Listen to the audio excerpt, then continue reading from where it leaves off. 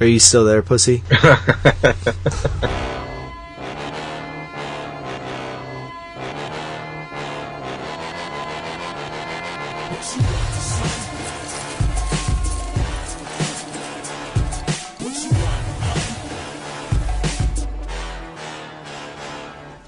Welcome to the MMA Cast. It's Fight Week. I'm JP, and joining me, as always, is Mr. Luis Antonio.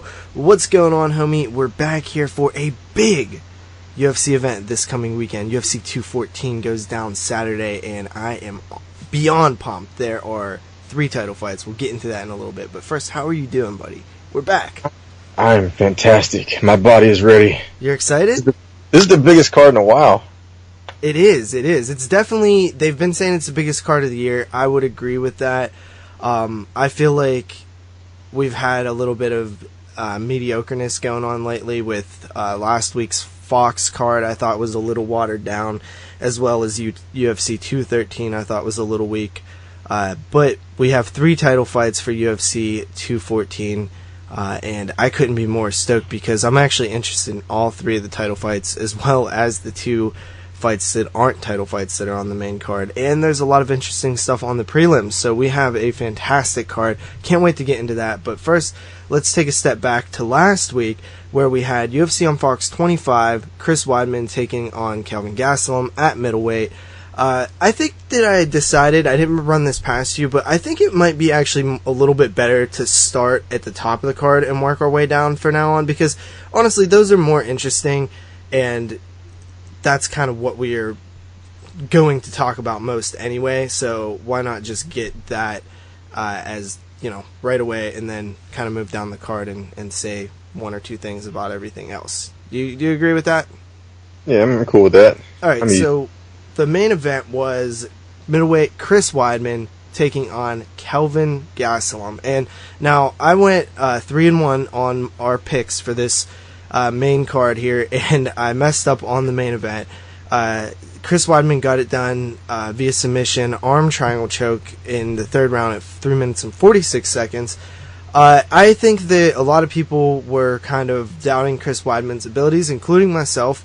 I even said on this show that I think his title run might be a little bit overrated in hindsight, considering he beat Anderson Silva when Anderson was kind of on his decline, for sure. There's no argument there. He was on his decline.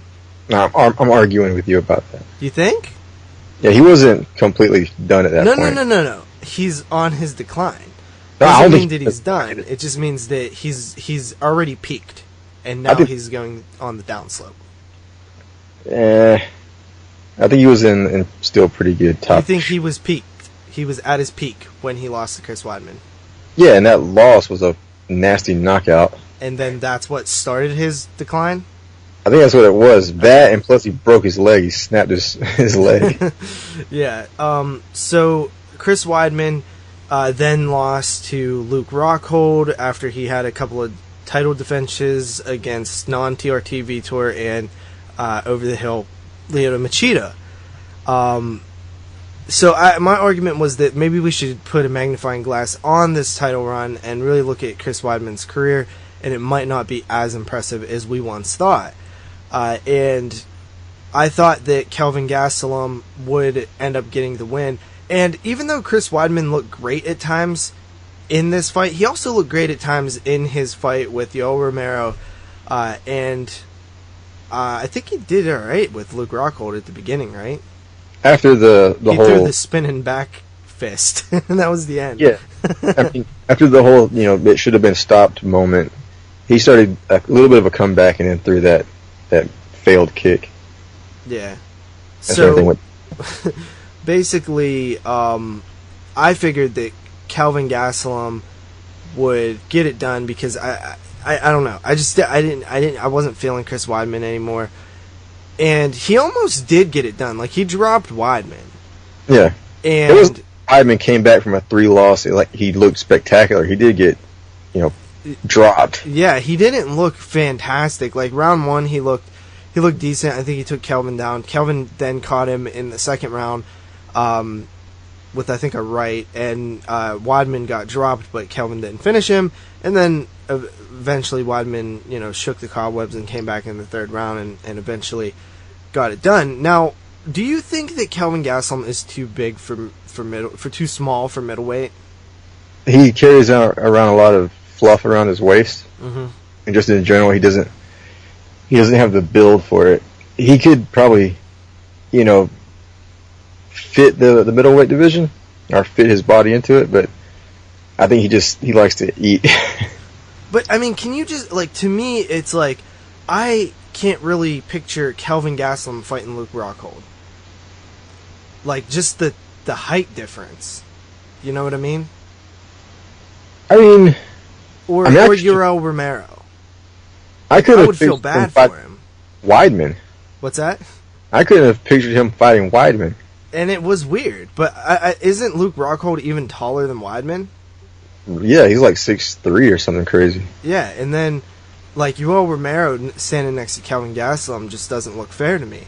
So I just feel like that middleweight might be too big of a weight class for him, and it all comes down to the fact that Kelvin Gastelum can easily make welterweight. He struggles with his weight cuts, but that's because he's overweight. It's not because his body's too big. It's because he carries around too much weight regularly. I think it was either on Embedded or one of the post or pre-fight hype things that they do, Countdown or something. But he was talking about eating his mom's food and stuff, and I'm just like, there you go. There you go. He has no discipline when it comes to weight management, because that's mainly what it is. I mean, I think that journalist Robin Black always tackles weight management the best, where he says all these people can make weight healthily. They just have to lower their body mass completely. You know what I mean? They have to lose muscle and lose weight and do it over a long period of time, sort of like how GSP talks about doing it, right? Where he's literally changing the shape of his body permanently. And that's the problem, is they're just sucking down, which is unhealthy because it's not a gradual shift. So I think Kelvin needs to seriously, I mean, he's a young fighter, but I think he seriously needs to think about how to make a welterweight run work to where he's not going to miss weight, because I just don't see him. If you say, what do you think that Kelvin has more likely of a chance to do, contend at middleweight or contend at welterweight? What would you pick? I'd say welterweight. I would just his middleweight run, definitely. The only thing right now that, and it might be the only time in history that I ever felt this way, but the only thing that makes me think that Kelvin has a chance at middleweight to win a title is the fact that Bisping is the champion. I've never in my life watching MMA have seen that there be a champion where I thought that more people in the top 10 would be a favorite against him than less people. It's pretty crazy. I could literally see every single person in the top 10 beating Bisping. I can see Bisping beat all of them too, but I've seen Bisping lose in many ways. You know what I mean? Over the years. Yeah. Now, Chris Weidman, on the other hand, this is a good win for him because it's a dangerous opponent. He battled through adversity with the knockdown, and he came back and won. But it still doesn't prove a ton to me, because I do think he is fighting a welterweight for the most part. It definitely helps. It's better than going 0-4, you know what I mean? But it's the flash knockdown and things. I'm still not sold on Weidman contending again. What about you?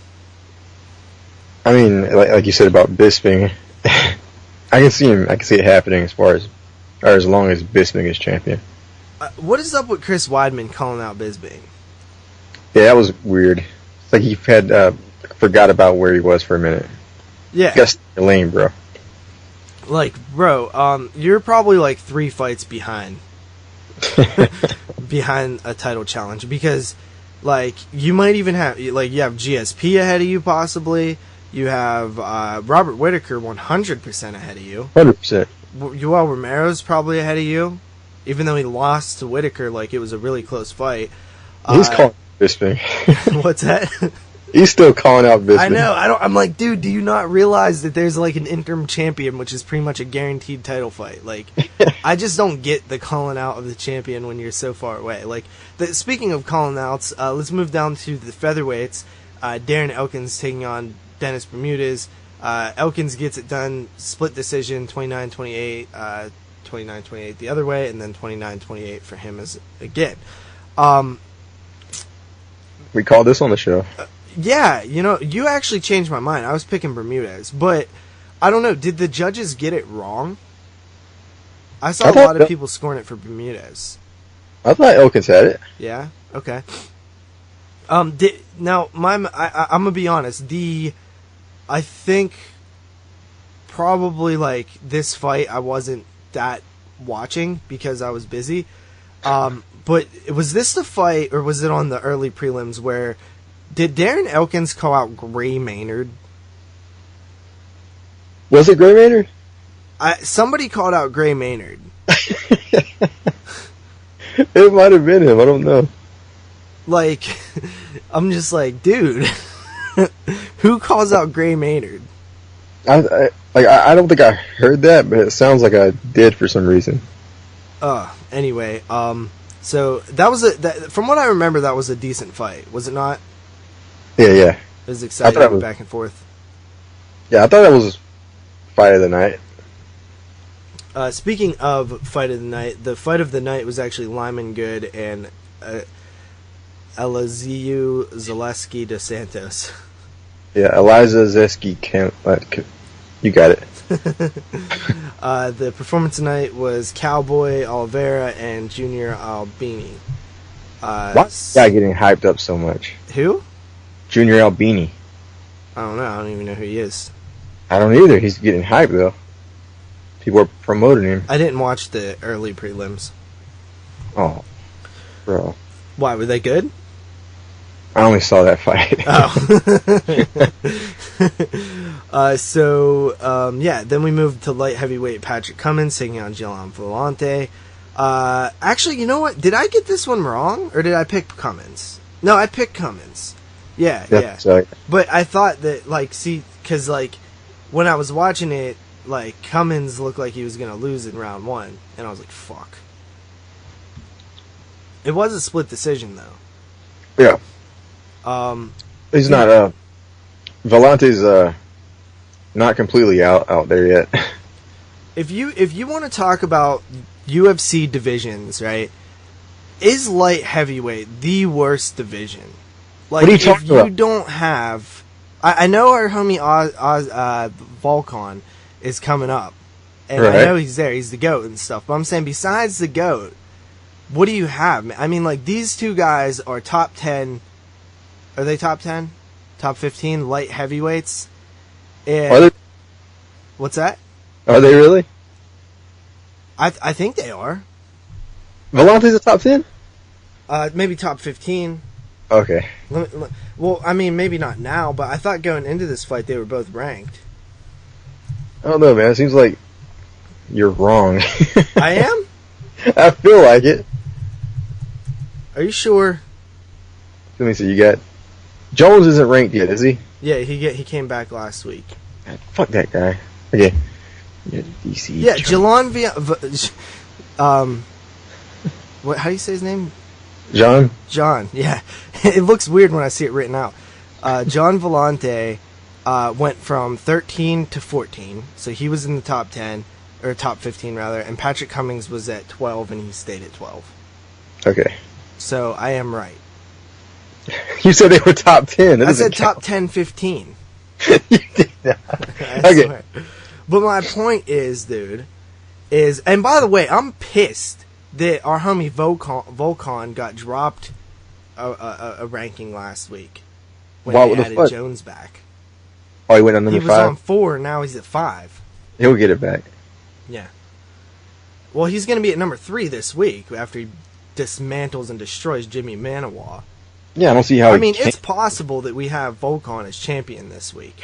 It really is. But so I don't know, man. Light heavyweight to me, I really want to talk maybe on a week where we don't have any events, maybe we can just talk about the state of each division. Because I kind of want to talk about that a little bit, because I honestly think luckily you have this awesome love triangle between Daniel Cormier, John Jones, and Alexander Gustafsson to kind of keep things interesting. What's that? Gustafsson. Yeah, Gustafsson. That's how you do it? Or Gustafsson. I say them both. Dana White says Gustafsson. I know, he does them. A lot of names. But yeah, so I'm thinking, like, man, you know, like, I just don't know about light heavyweight, dude. Like, it's just brutal right now, and it, like, it's messed up considering it was always the division. Like, forever, light heavyweight was the UFC's like golden child division. Yeah, like Chuck and Randy and Tito on top. Oh, not Tito, but Chuck and Randy in that whole era. Well, even Tito. You can't discredit Tito as a champion and his legacy. Like, people loved him. I was more thinking of, like, Tito's run, because his reign was, and I thought about it, and like, yeah, Chuck was fighting all the really good guys while he was champion. Well, and even after that, though, with Rampage and Shogun and Henderson and Evans and Forrest Griffin, like, even then, like, even though most of those guys' runs weren't great, like, it was still the darling division. Like, it got a lot of love. At the time, I think that those were the ones that were the biggest pay-per-views at the time. Yeah, it was one of the most passed around titles, too. Yeah. And it used to be my favorite division at one point. Now it's lightweight. I still got a soft spot for welterweight. I can't have a favorite division if I don't like the champion.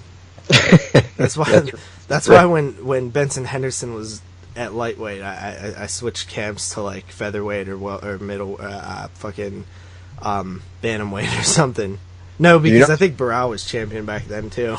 I think I was at female bantamweight back then. No, I hated light heavyweight, or not light. I hated lightweight back when they didn't have a champion. Like during that run of like back before BJ Penn. It was after BJ Penn. Nuh-uh. It was when Jens left and they vacated the title, but they still had the division for a few shows. Yeah. Steve Edwards was like the top guy without his belt. Yeah, and then they had the Kenny Florian Sean Shirk fight to bring back the division, right? Yeah. Yeah, and then BJ Penn won the title after that. And then BJ made it exciting. Yeah. I wasn't watching back then. You gotta get on that, bro. I mean, I know that history a little bit. You know what I mean? Like, I know that, like, if we ever talk about fighters, the best fighters to never win a title, like, Kenny Florian will probably be on the top of my list. Yeah. Are you talking about guys who are retired? Or present, I mean. Because I'm looking at Gus right now when you say that. Yeah, no, Gus is definitely up there. Gus is up there. There was somebody else I was thinking of too. I think he might have been a lightweight, but maybe not. Gray Maynard was good until Frank. Dan Henderson. Oh yeah. Well, when you're talking UFC, probably the best. Yeah, right up there. We gotta do that one day. Yeah, that would be cool. All right, so moving back to UFC on Fox 25, you had Patrick Cummins getting the win there. Then you had Jimmy Rivera versus Thomas Almeida. Jimmy Rivera is no joke. Like, he's somebody we gotta start paying attention to for sure. Yeah, I feel like he came out of nowhere though. Yeah, no, I didn't even know that he was the guy. Like, now it makes sense why he beat Uriah Faber. But I mean, he's been in the UFC since 2015. I don't remember him at all. He's been under the radar, as they say. I mean, he fought at Bellator 2. Yeah, this guy's record's crazy.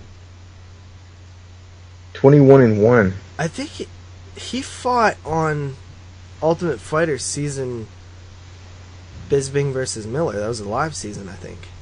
No, it wasn't. He lost before the entry round, getting into the house to Dennis Bermudez.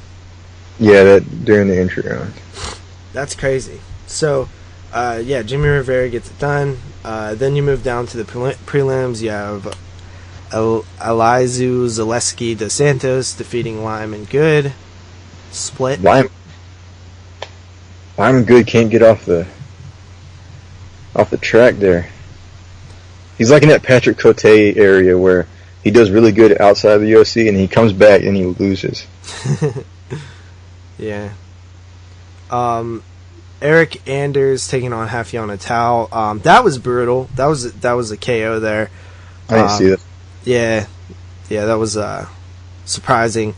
Welterweights, Alex Oliveira, Cowboy, taking on Ryan LaFleur. Slip uppercut. That was fucking awesome. It was awesome, but Oliveira was losing until he did that.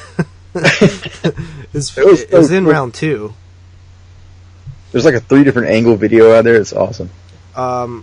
This was the worst fight that I watched that night, I think. It was Chase Sherman taking on Damian Grabowski at heavyweight. Mm-hmm. Boring. I didn't see that one. Anytime you see decision next to heavyweights, it's like, oh, that was probably brutal. Yeah. And then the prelims, we'll just run through the results real quick because I didn't watch any of these fights. You got Jeremy Kennedy defeating Kyle Bochniak, 30-27, 30-27, and 29-28. You got Marlon Vera defeating Brian Kelleher. Submission armbar round 1, 2 minutes 18 seconds. Then you had heavyweight junior Albini taking on Timothy Johnson, TKO. Punches, round 1, 2 minutes 51 seconds. Shane Burgos taking on Godofredo Pepe. Decision 30-26, 30-26, and 29-28. And then Chris Wade defeating Frankie Perez. Decision 29-28, 29-28, and 30-27. So, not a terrible card. The main card ended up being pretty fun and exciting, especially the main event. So I'm not going to hate on it. But for like a New York card and Fox 25, I expected him to bring it a little bit more. Yeah, apparently the ratings weren't very good for this show either. Yeah, okay, so I heard that the ratings were really, really bad. Amongst the 5 worst, the bottom 5 worst in history of Fox. Mm-hmm. But I also seen that it peaked at 2.7 million or something, which I thought was I don't know much about the numbers and stuff, but for some reason that doesn't sound bad in my head. Do you know when it peaked? Yeah, during Weidman Gastelum. That's kind of proof that Weidman gets some people behind him. Join the team. It says the show finished with an average of 1.23 average rating and 2,046,000 viewers. It finished slightly ahead of the April 15th show, which was Demetrius Johnson, Wilson Hayes for the flyweight title that did an average of 1.22 rating and 1.9 viewers. The August 27th show, headlined by Damian Maia and Carlos Condit, that did 1.9. It should be noted that the later show preempted several key markets due to Fox affiliates, television, preseason NFL games. Valentina Shevchenko, Juliana Pena did 2.1. So I'm trying to see what can you just tell me if it's bad or what? I started thinking about Valentina and I zoned out. Yeah. One thing about that main event, this card, you kind of forget that Weidman is really good on the ground. It says, Sports Media Watch has an interesting graph that shows last week as the 3rd least watched UFC on Fox show of all time, and in fact the 4 lowest viewership numbers for UFC on Fox have all come this past year. Shevchenko Pena is the only one from either December or January, which is typically when those cards receive a bump from NFL Fox advertising. Huh. That's fucked up. The television agreement does end in 2018, by the way. With Fox? Yeah, so could be interesting. But what was you saying about Weidman? Oh, I was saying you forget that Weidman's really good on the ground. Yeah, but he's also a lot heavier than Kelvin Gastelum. But he used technique. He did. It was awesome. But, I mean, I don't know, man. He is good on the ground. He's good on the ground. I'll leave it at that. Right, so that was the results for UFC on Fox, Weidman versus Gastelum. What did you think of the show? I mean, was it good enough? Like, were you happy with it? You think it could have been better? All the fights I saw were pretty good. Yeah. Saw Weidman, Gastelum, Darren Elkins, Bermudez, the Junior Albini guy. I watched that and the Oliveira fight all the way through. Those are the ones I watched in their entirety. I thought it was all good, though. I didn't see any of that shitty heavyweight fight, though. Speaking of good fights and not shitty heavyweight fights, Dana White's Contender Series Tuesday nights, Week 3 was pretty cool. I liked Week 1 and 2. Week 3 was fun as well. I mean, I cannot praise this show enough. Like, I actually am not just bullshitting. Like, I like it. Like, Tuesday nights have become my new favorite night of the week.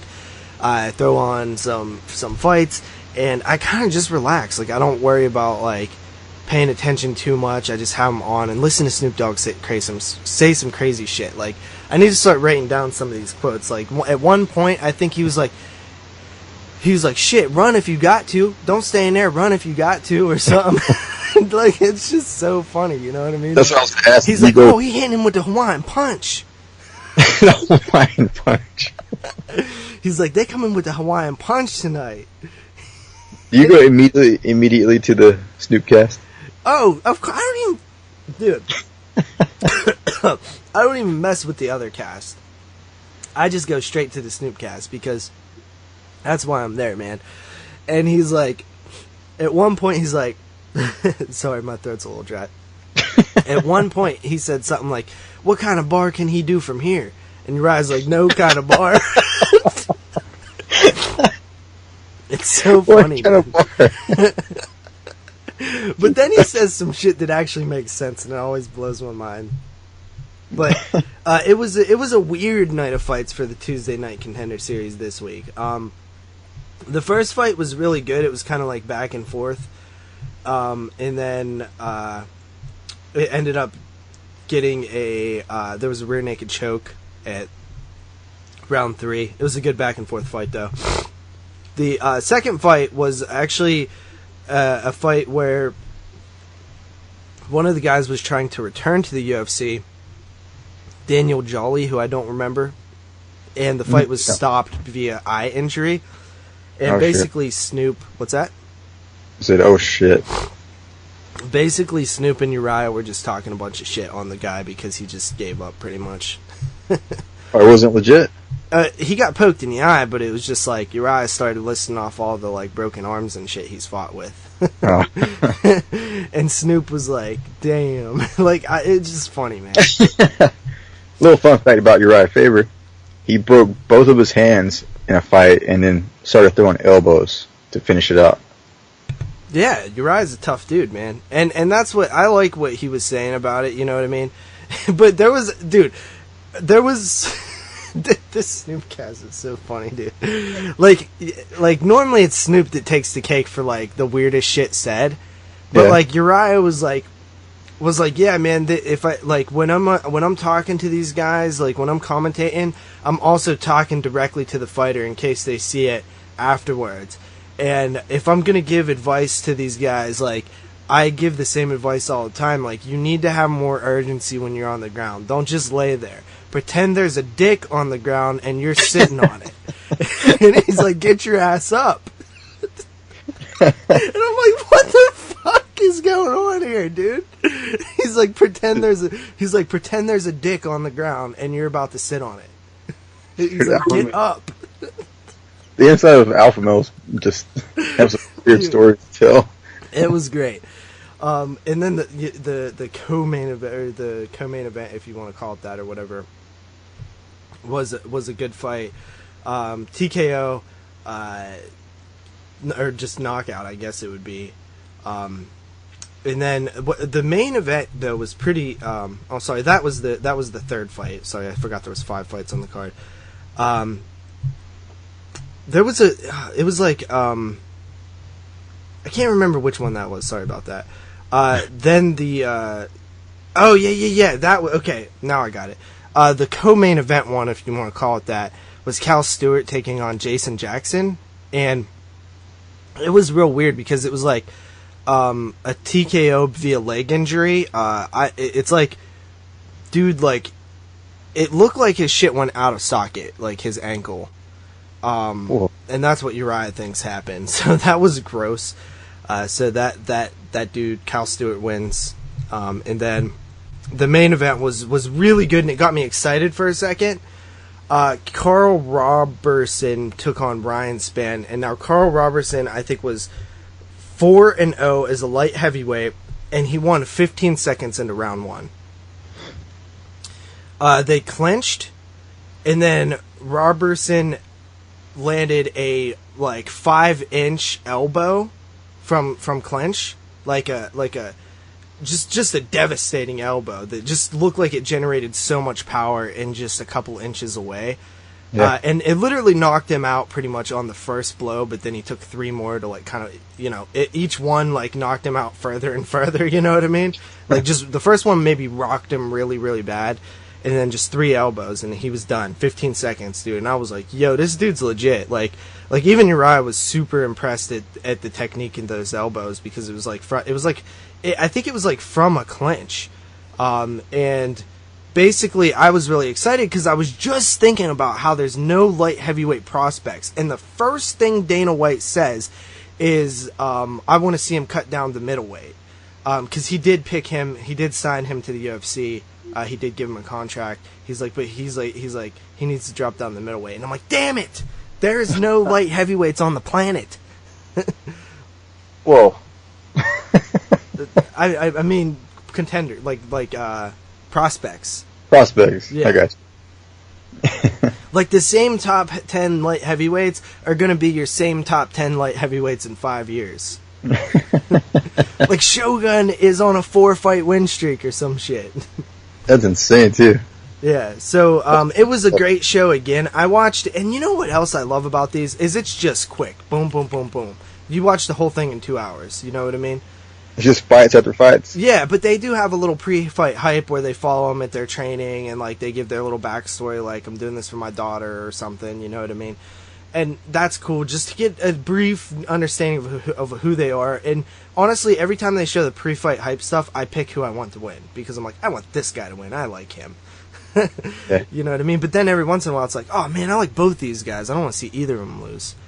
You get a lot of fights. You don't just get one fight or just highlights of other fights. What, on the show? Yeah. There's 5 fights. All right. And you get all of them. What's that? You get all full-length fights? Yeah, they're all full. It's live. Whoa. I thought it was in the can. No, it's live, dude. That's what's cool about it. Okay. So these actually count as professional fights, too. Yeah. That's what cool. Yeah, no, dude, I honestly think more people should check this out. The only thing that because the fights have been great. The only thing that I wish, though, is they would try to bring in at least one familiar name per show as sort of the main thing. Maybe a vet versus a someone maybe I don't know what George Soteropoulos is up to lately, but just something like that, somebody with kind of a name that was out of the UFC. Pretty sure he's retired now, but just something like that. Yeah. Just so there's a little bit of knowledge on who somebody is during this, because I have not. I think the first episode I knew the guy, but they're also doing this thing now where I think the third episode is actually a returnee. So somebody who won their fight but didn't get the contract. Mm-hmm. So next week, 3 weeks later, I think he might have fought on the first one or something. He's coming back, which I think is pretty cool that they're bringing back. Here, get it. We'll bring you back to the Tuesday Night Contender Series. Then you know what I mean. We didn't give you a contract, but we'll give you this, which is pretty cool because it gives them a second chance to prove themselves. And hell, I mean, if they don't pick you again, you come back again for a third. I mean, they're going to pick you eventually. You know what I mean? You keep winning. Plus, it's free exposure. So I think that any young fighter should try it out. And probably what I would like to see is maybe a couple women fights on these cards too. Yeah, that'd be cool. I like the women fights. Yeah. And especially because women prospects are like actual prospects, because like the division's so young, you know what I mean? Like, how many lightweights are there in the world right now outside of the UFC? Like thousands? Yeah. But like, how many women strawweights are there with, 3-0 records? Like 20 maybe? 25 right now? You should bring the flyweights on there. I don't know what they're doing with... Like, I feel like for some reason they don't want to start... You know how when the strawweights came about, they already had strawweight fights happening while that tournament was going on? I don't know why they don't do that with flyweight. Yeah. I mean, they've had some, like, 1 or 2 flyweight fights, unofficial. Yeah, they've had 1 flyweight fight. Unofficial. Was it a Calderwood fight? Yeah, it was the Calderwood. Okay. So, they need to... I don't know, they should start having them, because, like, one cool thing about when Carla came out and won, we immediately knew who her first defense was going to be. Yeah. Because Joanna had already, beat Claudia and maybe another win or something like that. But yeah, I love this Dana White's Tuesday Night Contender Series, and the cool thing is, if you miss it, you can watch it at work the next day, like I did. Where can you watch that? FightPass.com. It's every week too. They already have the cards announced for the next 3 weeks. That's pretty cool. Yeah, so it's really neat, and it's like low scale. Like the production feels like more like just like you're at an event or something. I don't know. I really enjoy it. It's something cool for Tuesdays, because Tuesdays is kind of a lame day. Like there's nothing really happening, but like it makes like it sucked because last week I was recording during it, and the week before that I was recording during it. But I did catch week 3 at work yesterday, so it's cool kind of rewatching it too, because you can just skip straight to the fight as well.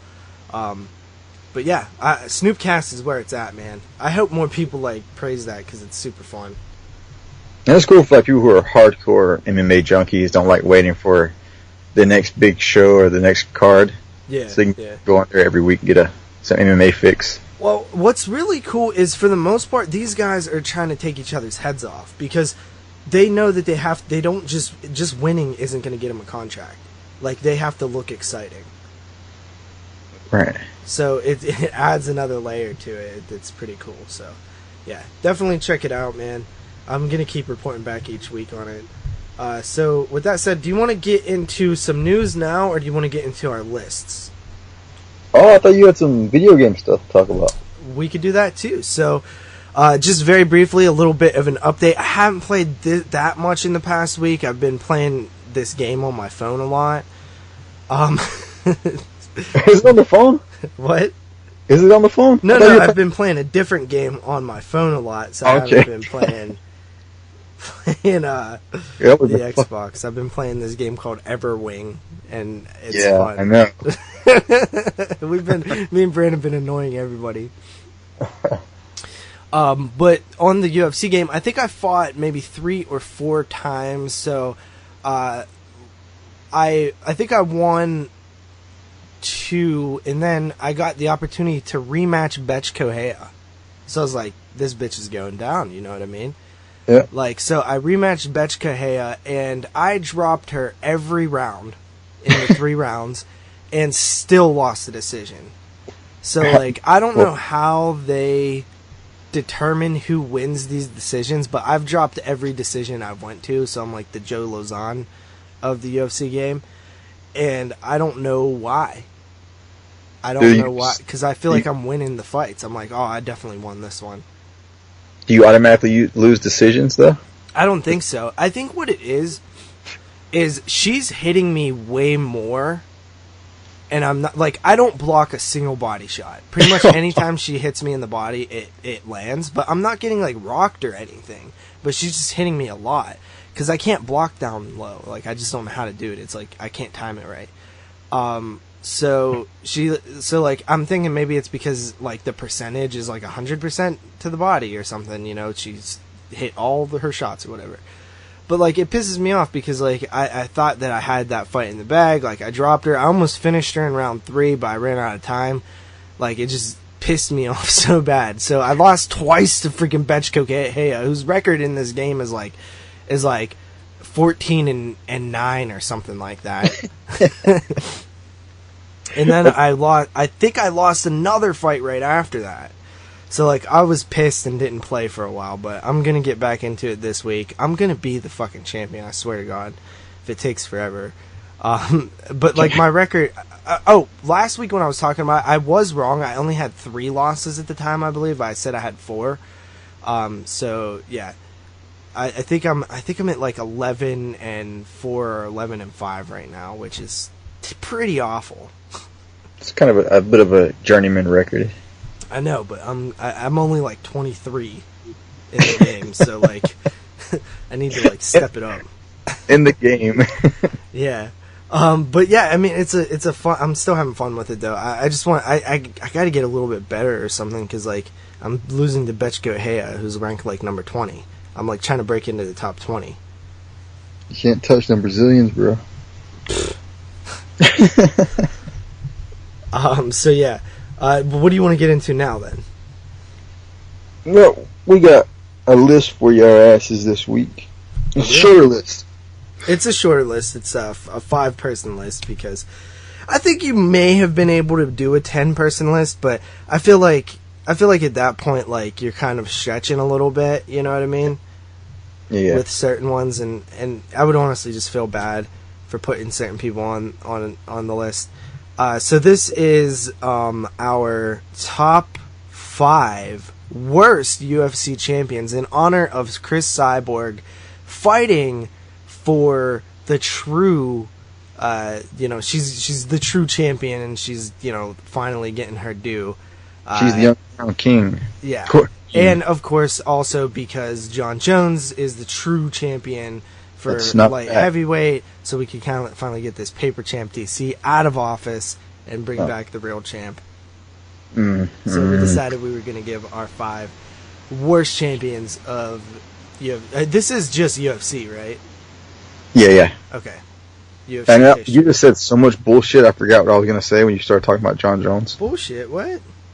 He's not the real champion. He was stripped of them shits. Just because he has most defenses and he was never beaten for the title does not mean he is the champion or the rightful champion. He didn't beat Rumble 2 times. God damn it.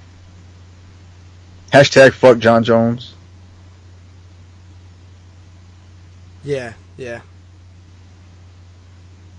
Fuck John Jones. Alright, so you want to get into this? Yeah. Top 5 worst UFC champions. We never really have like a set criteria. We kind of just wing it, go our own way. Yeah. So, number 5, my number 5, he is at number 5 because his defenses are a little bit sketchy to me, maybe to other people, and that is Smooth Benson Henderson. Really?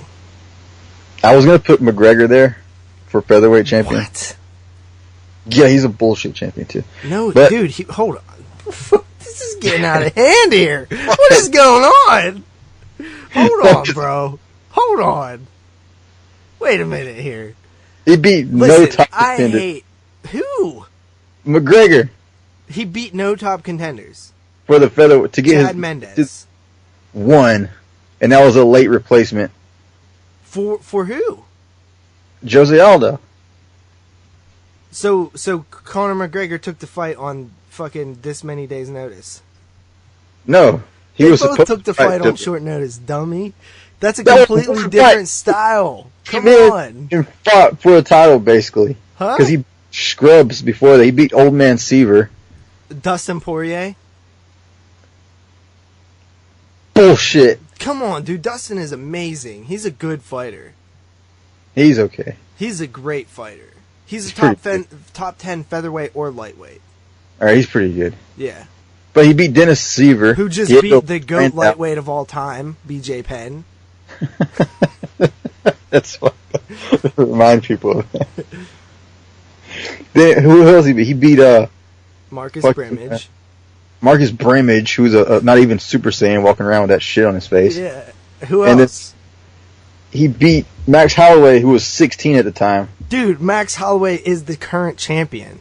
Now? Okay. That was years ago, though. Alright. Well, okay, but who else did he beat? Jose motherfucking Aldo? That was a fluke. Dude, get the fuck out of here, man. Okay, let's see who else he beat. Eddie Alvarez? That was when he moved up to hit. Okay, but I'm saying still, though, like, just because he only beat those guys doesn't mean he couldn't have beat everybody else on the roster, considering Anderson could have beaten Rampage if he just moved up automatically, but he wasn't given that opportunity. Now, was he? He didn't take that opportunity. You are such a nut-hugger! Okay, I gotta disagree with you on Benson Henderson here anyway, because, listen, Benson Henderson, yes, he is, like, annoying as hell. He barely beat any of the guys that he beat, but he did beat Nate Diaz pretty handily, and that's a good defense. That was his one clean fight, his one smooth fight. Yeah, but it still counts, right? That counts. So when you couple that with the fact that he did get some suspect title defenses as well, at least those count as like a half a title defense. So like he's still better than some champions. I mean, but still, personal wise, he annoyed the piss out of me. Okay, fair enough.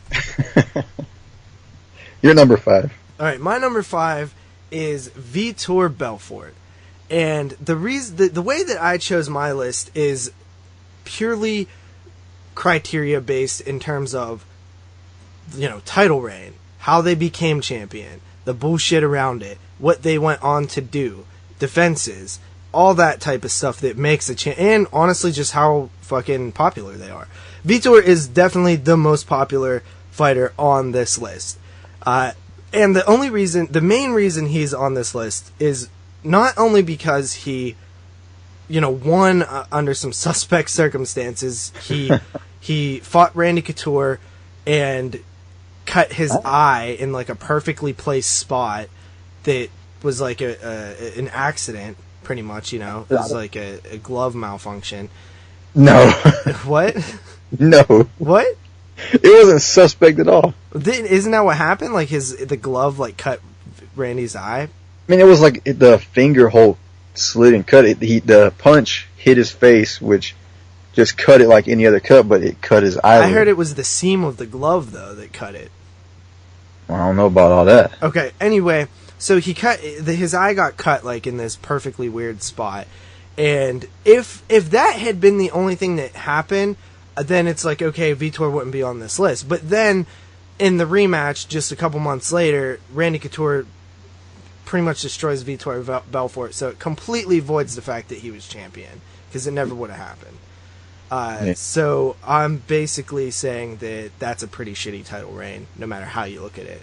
The win was suspect, no defenses, and you lose to the guy that you took the title off of because he accidentally got his eye cut. That's fucking bullshit. It's a good reasoning. No, it's not. Alright, moving on. God. Number 4. The Phenom, Vitor Belfort. Are you serious? Yeah. Oh, that's hilarious. It's not an impressive reign whatsoever, just really bad. It's like an accidental reign. I mean, it was a cut. It was caused by a punch. Oh, yeah, but I'm almost certain that they said that the like seam of the glove wasn't done right or something like that, and there was a piece sticking out that cut his eye. I'll have to look into it. They look like a punch when I rewatch it. I haven't ever even seen that fight. Oh, dude. You're breaking my balls. I can't believe you. Okay, so same reasons pretty much? Yeah. Alright, my number 4 is a little bit controversial, but I had to go with this guy, Steve Jenham. Yes, he was not a actual champion, but he was a tournament champion, and he was a awful tournament champion. That was the tournament where the true winner should have probably been Royce Gracie, or at very least, Ken Shamrock. Yes. But Royce Gracie fought... Did he fight Chemo? Who did he fight? Yeah. He fought Chemo. And he got completely exhausted, and they basically... Chemo's a 270-pound monster. Yeah, so then he was supposed to fight Keith Hackney or Harold Howard. Who was it? He was supposed to fight Harold Howard. Yes, who was actually stepping in for somebody else, I believe, right? Now, Harold Howard won his first fight. Did he? Yeah. This was at UFC, what, 3? UFC 3. And basically, Royce Gracie made it to the octagon and threw in the towel. Yeah, but people don't know, Harold Howard was supposed to fight Royce Gracie. That he was given a bye into the finals. And because he basically threw in the towel at the ring. Yeah, he just couldn't continue. Yeah. And Shamrock, who had won his previous fight, had to call out for some reason, and he couldn't fight. So in comes Steve Jenham. There was so much fuckery going on here because Keith Hackney won his fight against Emmanuel Yarborough, and then he couldn't continue. So Felix Mitchell stepped in for Ken Shamrock to fight Ken Shamrock. Ken Shamrock won his fight, his second fight, and then couldn't continue. So you have Harold Howard, who won his first fight, got a bye in his second fight, and made it to the final. And then Steve Jenham, who didn't fight at all, did he? He didn't fight at all. He didn't even fight in like a, what do they call him? Like a reserved bout? A reserve fight. He just came in and won a tournament over some bullshit. Pro debut, the only person in history to win a UFC title in his pro debut. It's like completely ridiculous. Tyron Woodley or Robbie Lawler, and he wins. and if you think I'm not kidding here, like you look at his record, he ended his career 2-3.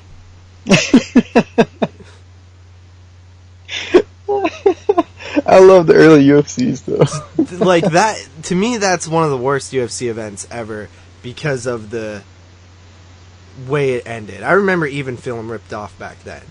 I did too. I felt bad. I did go and rent UFC 4 to get the taste out of my mouth. And that's another thing I hated about Ken Shamrock is he never followed through with the tournament. Ever. Did he? Did he ever make it to the end and like actually fight the fight besides No. Ever? The next fight, his next fight in the UFC was against Royce at UFC 5. Yeah. Which was the first super fight. So Steve Jenham is a terrible champion. No matter how you look at it. Tournament champion or regular champion, he's a bad champion. Do you see his fight with Tank Abbott? Yeah, Ultimate 95. Which Ultimates are like my favorite events. Both of those were really good. Yeah. All right. So what was number 3? Number 3, yeah. Number 3, the first middleweight champion in UFC history, Dave Menne. Dave Menne. Why? Because he was there where they had pretty much no names. It was the Dark Ages when he won the UFC title. And then he lost his first defense to Murilo Bustamante. Bustamante. Yeah, that's what I said. And yeah, he didn't really do anything before. He had a winning streak going into his title win, but yeah, I don't think it was really that impressive. No one remembers Dave Menne. He was the first middleweight champion, and no one remembers that guy. Yeah, it's true. It's true. I mean, people remember Murillo before they remember Dave Menne. Yeah. He at least fought Chuck. Dave Menne got wrecked by Phil Baroni. That's like his claim to fame other than the UFC title. Yeah. Alright, so coming in at number 3 for me, which probably in all honesty should have been my number 4 and swapped with my number 3, but I'm going to go with Evan Tanner. Whoa. Evan Tanner basically you can throw in like any of those first 3 champions before Rich Franklin in middleweight. So he lost to Rich Franklin at UFC 42. But he gave him a hell of a fight. Or actually no, he won against Rich Franklin, right? No, he lost his title to Rich Franklin. Yeah, but he beat Rich Franklin before that, right? No. He has a win over Rich Franklin. Does he really? Yeah, I think, right? Does he not? No, he has a loss against Rich Franklin, and then he beat Phil Baroni twice, beat Robert Lawler, beat David Terrell to win the vacant middleweight title. Who the hell is David Terrell, first of all? He was a big-time Gracie guy. Okay. Stories of him having really bad cauliflower ears and having his ears removed, surgically removed, to get all the pus cleaned out and shit. That's disgusting. But he had a crazy knockout win over Matt the Law Lindland. So they were pumping him up as the next big thing. And then Evan Tanner's like, not today. Okay, now tell me this, though. Why did Evan Tanner get the title shot over somebody like Rich Franklin, who had a win over Evan Tanner at the time? What do you mean? Why is it David Terrell versus freaking Evan Tanner? Why is it that? Yeah. Because Evan Tanner had won. Well, he had a winning streak, didn't he? Yeah. So did Rich Franklin. That included a win over Evan Tanner. But Dave Terrell had knocked out Matt Lindland, who was another like a big name at the time, and they were hyping him up because he came out of the jiu-jitsu world as a superstar. Mm-hmm. So they were hyping him up as this next big thing. He's a jiu-jitsu guy, but he's knocking people out on his feet. He's the guy, right? Yeah. And then Evan Tanner comes in, and it was a kind of a big upset at the time. Yeah, but I don't know why that they just didn't give it to Rich Franklin. They were kind of feeding Evan Tanner to David Terrell. Okay. I don't get the logic behind this, but anyway, so Evan Tanner beats David Terrell and then loses a couple months later to the true middleweight champion, Rich Franklin. But he knocked Rich Franklin down in that fight. It was nasty. A nasty hit. Okay, well, I'm in your list with this logic, right? That's what happened to Evan Tanner. Well, that's not all that happened to Evan Tanner, but we'll leave that story for another day. You don't want to talk about it? I mean, we can. I believe he was the first high-profile death in the UFC. It was a weird death, too. If you ever read the story of what happened to him. Was it out in the desert? Yeah, he just died from exposure, essentially. Dehydration. That's messed up. That was the first big name, I think, if I remember correct. Yeah. And then you had Charles Max Lewis. Yeah. It's messed up. But yeah, he's one of the worst UFC champions in my opinion. That's so funny. Worst segue ever. Alright. Number 2. Steve Jenham. So you put Steve Jenham too? Yeah, he's not very good, dude.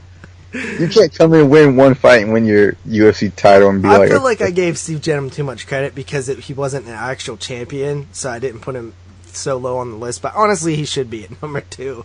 Yeah, Steve Jenham. Yeah, Steve Jenham. Fuck Steve Jenham for real. He ruined UFC 3. He was a ninjutsu expert or something. He was. What is crew cut? All right. My number 2 is Dave Manet. Dude, he's probably the champion I know least about ever. Yeah, again, all I really know about is his title win and then his knockout loss to Phil Baroni. Yeah. So, middleweight, in my opinion, like the first 3 champions are kind of bullshit. You had Dave Manet, who was it, Bustamante, and then Evan Tanner. Kind of a weak lineup there. So, you're number 1? I think we might have the same number 1. We should have the same number 1. I would hope so. Daniel Cormier. Well, I was about to say John Jones, and you took my joke, fucker. No, it is Jermaine Durandamine. Yep, Iron Lady. Oh my god, her reign is such bullshit, dude. First of all, it was a title fight with arguably not even the 5th best featherweight in the world. When you have the best featherweight in the world in the same division, in the same promotion. There's no argument that Cyborg is not the best featherweight in the world. There's not much of an argument there. She has the credentials for it. So you have a fight that goes to a decision where you cheated like 3 times, I think.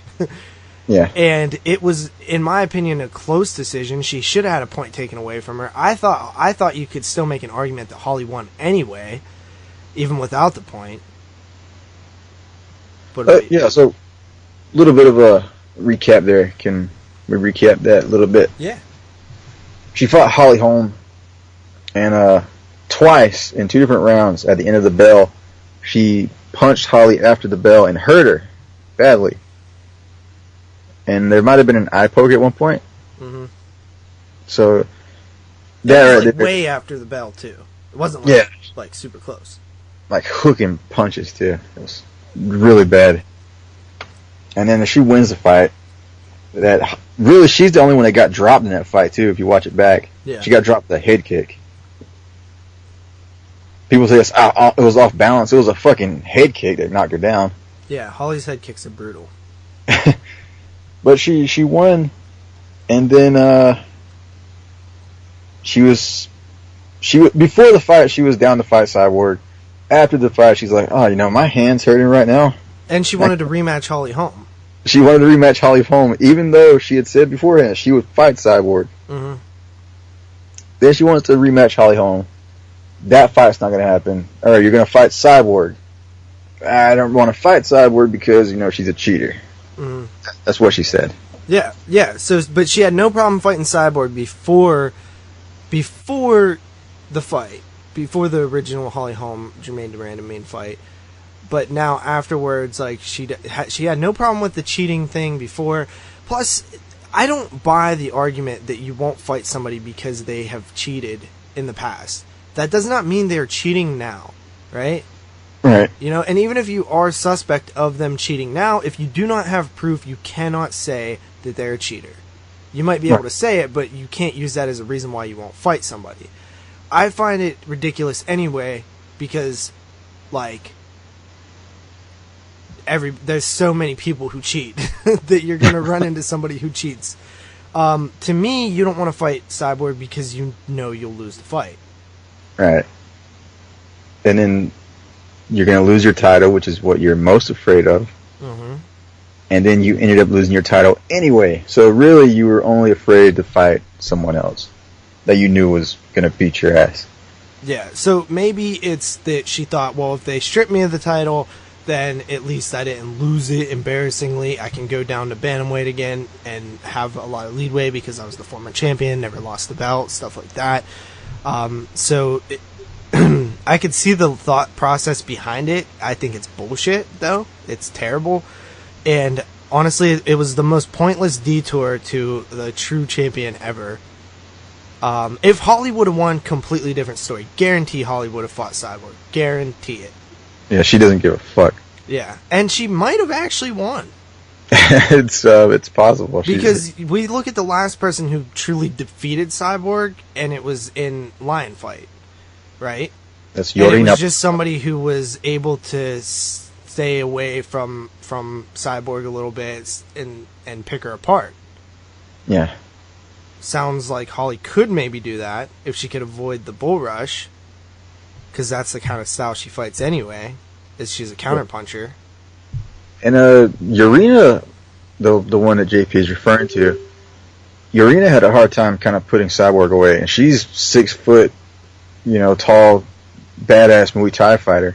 Oh yeah, Cyborg was eating it. Like, she was definitely game. Like, I give Cyborg mad props. She did a good job. Yeah. So yeah, Holly would have had a chance, a better chance than I think Jermaine, because Jermaine was just fucking scared. Yeah, so that's definitely, in my opinion, the worst champion ever. Like, I actually don't like Jermaine completely now. Like, I was okay with her going into that Holly fight, and now I just hate her. I think I just can't get behind her at all. Yeah, I don't think we're alone in that either. Yeah. Not only as a champion, I don't think people don't like her anymore. Yeah.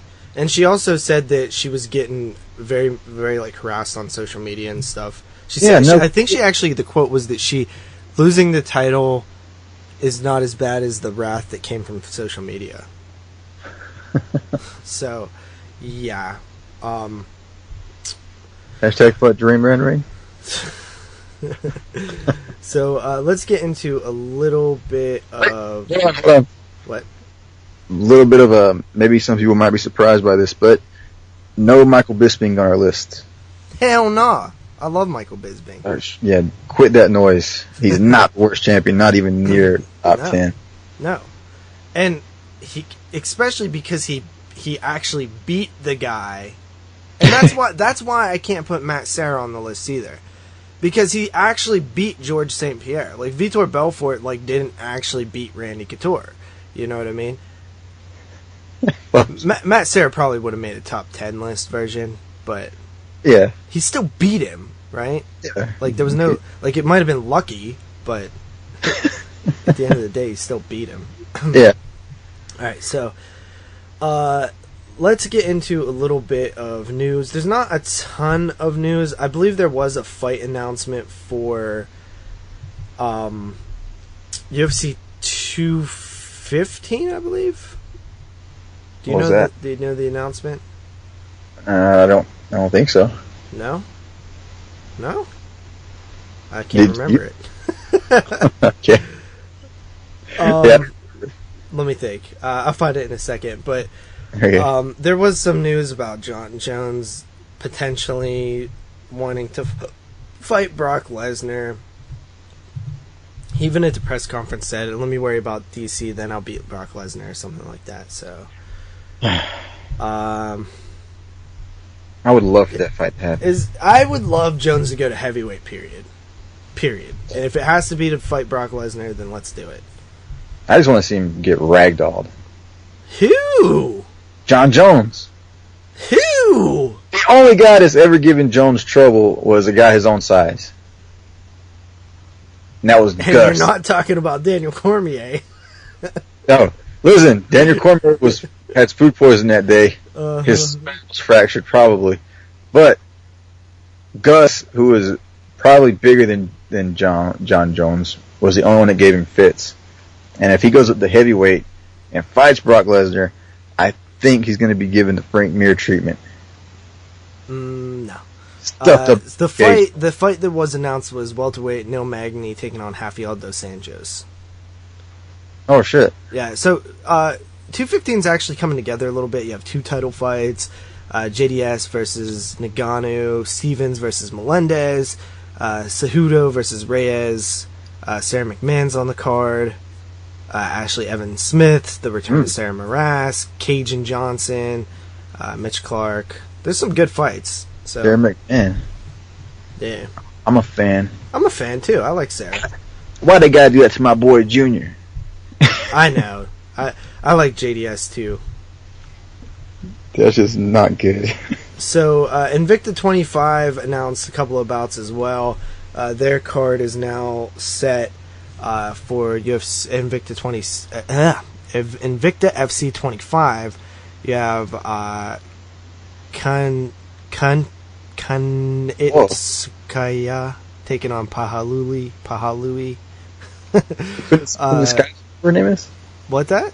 The chick that armbarred Tanya Evinger and they called it back? Yeah. Okay. Livia Renata Souza versus Jodie Escobar. Alexa Connor is taking on Katharina Lenhair. Sharon Jacobson taking on Kaylee Robbins. Shin Van Hoos taking on Alice Anderson. Kelly McGill Valesco taking on Amberlyn Orr. Yaya Rincon taking on Stephanie Egger. Oh shit, I like her. She is thicker than a Snicker. Who? Yaya Rincon. You know her? She's got booty for days, homie. What nationality is she? Some type of Latina. Nice. Yeah, I'll send you a link later. Alright. Alright, yeah, I see her right now. I googled her. Cherry Morosky taking on Tracy Cortez, and Ashley Medina taking on Jillian DeCourcy. So I'm pretty excited about this. You know, not a ton of names that I know, but Invicta does need to rebuild some of their names. I have a feeling a lot of their fighters are probably currently on the Ultimate Fighter Season 26, and that's why we're not seeing them, because that's filming right now. So yeah. Then, of course, in terms of news. There was a commission that announced a couple of weight classes. Do you know what commission that was? All I saw was ABC. ABC. What is that? I don't know if it was the network or some MMA company. ABC, the Association of Boxing Commission. Okay. I don't know what that is. I don't either. But apparently, they added 165, 175, 195, and 225, which is super lightweight, super welterweight, super middleweight, and cruiserweight. Which, by the way, in my opinion, sound just atrocious. Cruiserweight sounds good. Cruiserweight's a real division. Cruiserweight's fine. I don't like super welterweight and super middleweight. I think that sounds retarded. I hated the way it sounded in boxing as well. Yeah. First of all, I honestly do not think you need to move much. I think that, honestly, let's do 125, 135, 145, 155, 165, move welterweight to 175, 185, 95, and 205, and 265. That's all you need. That's all you need. You just need to add 165 and move welterweight to 175. It's kind of weird that they haven't added a 195-pound weight class. But you don't need that. You don't need 195? Huh? 195? No, you don't need 195. Dude, there's a huge gap between 185 and 205. Yeah, but those guys are huge, dude. You don't want to take any more people from 205, bro. Period. I don't know, man. There's not enough people to fight. What do you know a middleweight that can't make middleweight? Johnny Hendricks? No, seriously. Who's the middleweight that's struggling with weight all the time? Nobody, dude. Everybody who's in middleweight's fine at middleweight. There's not even the only 205er that struggles is Daniel Cormier. That's not even true. He made the weight, bro. Towgate? Come on. Like John Jones said at the press conference, Daniel Cormier is the only fighter in history to win the championship at 206.8 pounds. He will go down in history as the best 206.8 pounder fighter ever. John Jones is the only UFC light heavyweight champion to be stripped of his title. Okay, so he's also the greatest UFC light heavyweight champion and champion period. So, well, that's going to change. Dude, I find it funny that you guys actually believe this.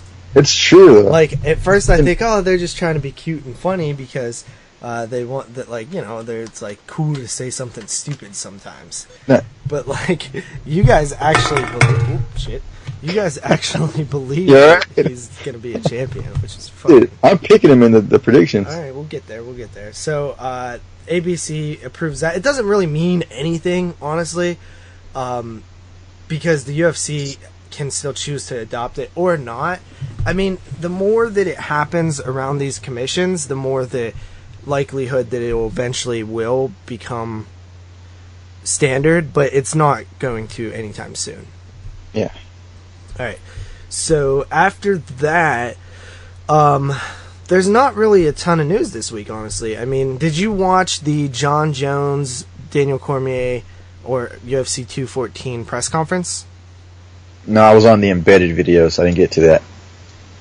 Dude, is Gabby Garcia seriously not a complete, monster? Not, I'm not saying, she's a beast. I'm saying, an actual, scary thing, like a monster. Like something that lives under your bed and it'll kill you. She is... Dude, she is fucking scary. She's like a big ghoul. I'm so scared of her. Did you see her in Cyborg Headbutt? Yeah. That would have killed any normal man. Dude, don't say that about Cyborg. I'm sorry. But Gabby might be a man. Oh, dude, that's crazy, dude. So you've been watching Embedded. I watched the first two. I watched the... Are weigh-ins tonight? No, they're tomorrow night, right? Tomorrow night. Okay, I'm like a day behind for some reason. A day ahead for some reason. So then we have The press conference was pretty good. There was some back and forth between Jones and Cormier that was pretty fun. Jones, I think Jones just savagely destroys Cormier, honestly. I don't know. I saw a pretty good line on a Facebook page. From who? From Daniel Cormier. What did he say? John Jones is like, "You look like a crackhead in a suit, Daniel." And Daniel Cormier is like, You are an actual crackhead, John Jones. He didn't say that. He was like, I may look like a crackhead in a suit, but at least I'm not an actual crackhead, or in a suit or some shit. But that's dumb and doesn't even make sense because Jones didn't even test positive for crack. Yeah, he got a dysfunctional dick though. And that's not necessarily true either. That just means he was amped up on fucking gas. Like, my dick works fine, and I would still try one of those just to see. I would try one of those. What you see him at gas stations, like Extreme 3 or something. But I'm just saying, if I was out and about, cheating on my wife, smoking pot, driving recklessly, that might be something I would try. He did all that, remember? I know. All the stuff saying right now is real. But why does that matter? Because it shows that he's an asshole, and he should have been stripped of his title. And he was. But now he's going to win back his title because he's the best fighter. And it has nothing to do with whether he's a good person or not. I mean, winning the title back isn't a fact. And in fact, it's a very false statement. That's crazy. Anyway, so Daniel Cormier sucks at talking. Everybody boos him. Everybody boos him because they're like, man, this guy's so goddamn lame. It's cringy. I don't think that happened. Yeah. I don't think anybody booed him. I'm pretty sure he got booed a couple times. John Jones nut huggers on the audience. It was cool to see Tanya Evinger there, you know.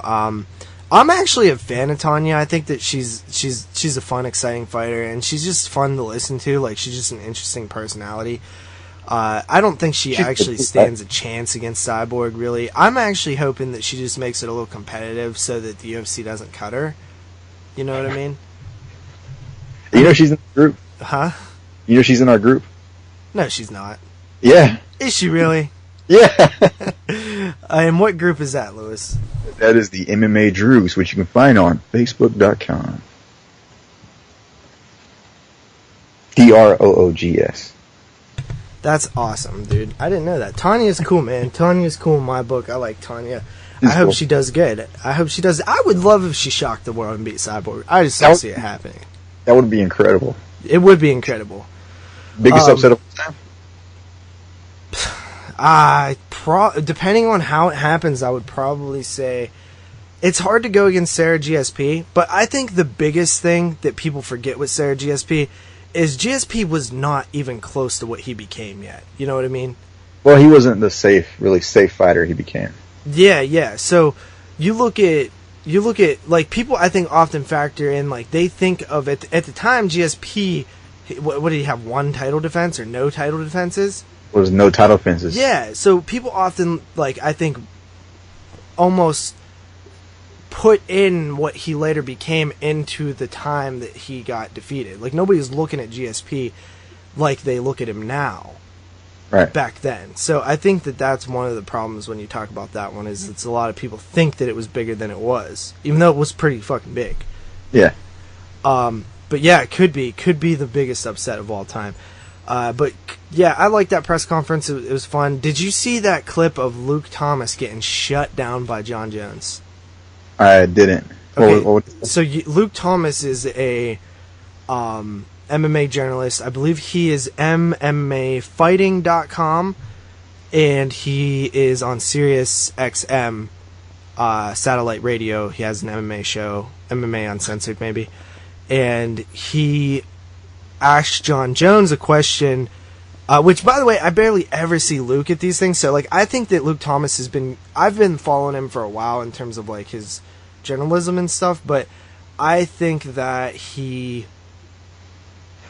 is now just getting like more credentialed events and things like that. He's like, you know, because he's a colleague of Ariel Helwani, but he's nowhere near as popular as Ariel Helwani, right? Right, which is crazy because he's a little bit probably more analytical But probably Oh, he's is way more analytical. Ariel Helwani is not analytical at all. No, At he's all. a bit of a shit. He's more into like the thing that Ariel Helwani does amazing is he tells stories. He tells stories of what's happening before and after fights. He's not talking about, oh, this person's boxing is better than this person's grappling. You know what I mean? He's all about like the narrative.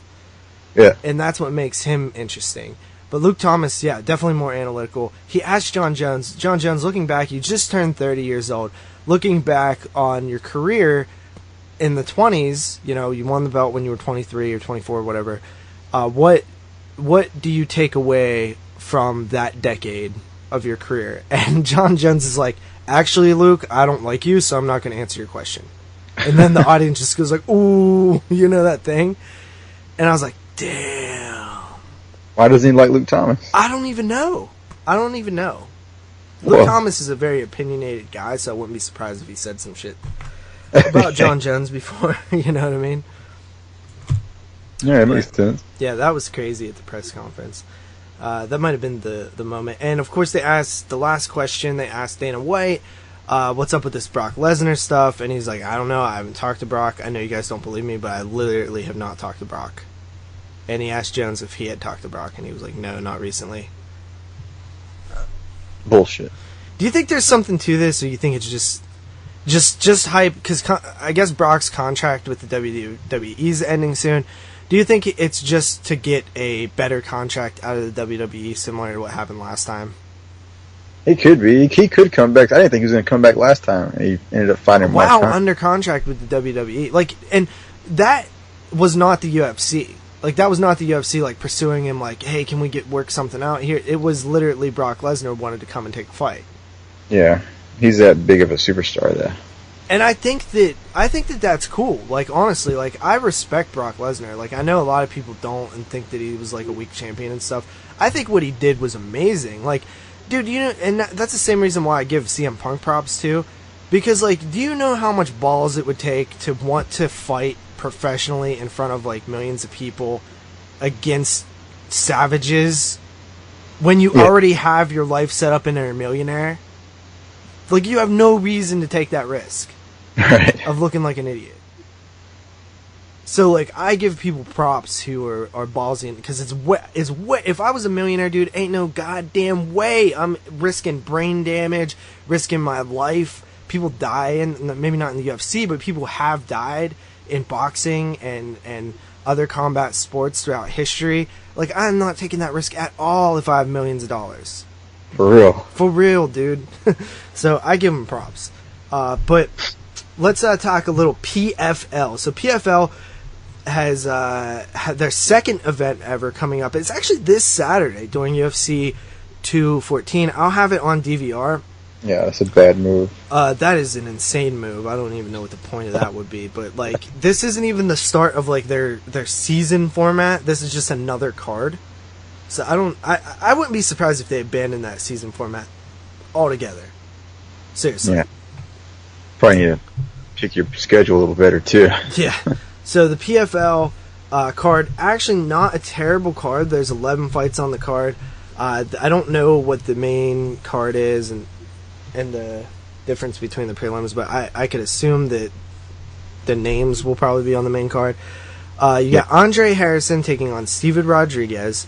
You got Yushin Okami taking on Andre Lobato. Jake Shields taking on Danny Davis Jr. Rex Harris taking on Bruno Santos. Josh Copeland taking on Mike Kyle. Jared Rosholt making a return against Nick Rosenborough. Luis Firmino taking on Eddie Ellis. Oh shit, there's some names on there. Yeah, and then there's a couple names that I don't know. Like, there's like 4 other fights on there. But for the most part, like, I know over 80% of those names that I just mentioned. Yeah. That Firmino is a Bushido veteran. Pride Bushido. Yeah. That's pretty cool. And Mike Kyle still fighting? Yeah. Who's Dude, Mike Kyle? I know that name. He knocked out Wes Sims, he knocked out Wes Sims one time. Yeah, he got knocked out by Frank Mir. Okay. He either knocks people out or gets knocked out. He has, shaped eyebrows. Yeah, so he's fought in WC, King of the Cage, Pancrase, UFC, obviously. Oh yeah, I remember he fought Justin Eilers. Yeah, Eilers. That's the guy that got shot, right? He got shot? Justin Eilers? Yeah. Yeah, the guy that got head kicked by Brandon Vera? Brandon Vera. Yeah. Yeah, he got shot, dude. When? He died. Really? Yeah, in on Christmas 2008. Dude. He was shot during apparent domestic dispute with his stepfather. His father shot him with a single gunshot to the chest. Dude, this is dark. Did you not know this? I didn't know this. Yeah, it's sad, dude. He had a son and everything. His stepfather was sentenced to 15 years in prison. That's 15 years for killing somebody? That's insane. It's pretty light. I would say. Dude, that's fucked up. Yeah, I had no idea this happened. Yeah. Yeah, another, I guess not too high profile death since you don't remember it, but... Wow. Yeah, he had fight Frank Mir. He who was it? I'm not talking about Justin Eilers. Mike Kyle. He fought Sims. Okay. And then fought, what's his name? Fucking Justin Eilers. Mm-hmm. So what is up with? So that's the PFL. I don't know. We'll check it out. Like, I'll try to watch some of the fights and stuff, but I just don't know when I'll get time to do that. It's weird that they would put it on this Saturday. Why not today? Why not Friday? You know what I mean? Yeah. Friday's wide open. But with that said, what's that? What? Oh, I thought you said something. There's not much more in terms of news and stuff like that.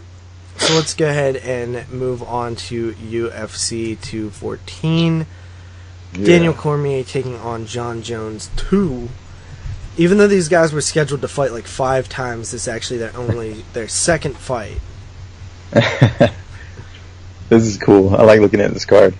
Yeah, so what is up with John Jones and the bald head look? I don't like it. This is a new thing. I don't like He's it. evil John Jones. What's that? He's evil John Jones now.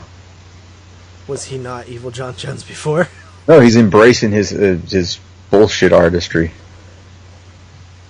Huh. That's what he said. He's embracing the bad guy. All right, let's start at the bottom here. We have preliminary card, UFC Fight Pass. We got lightweights, Josh Berkman.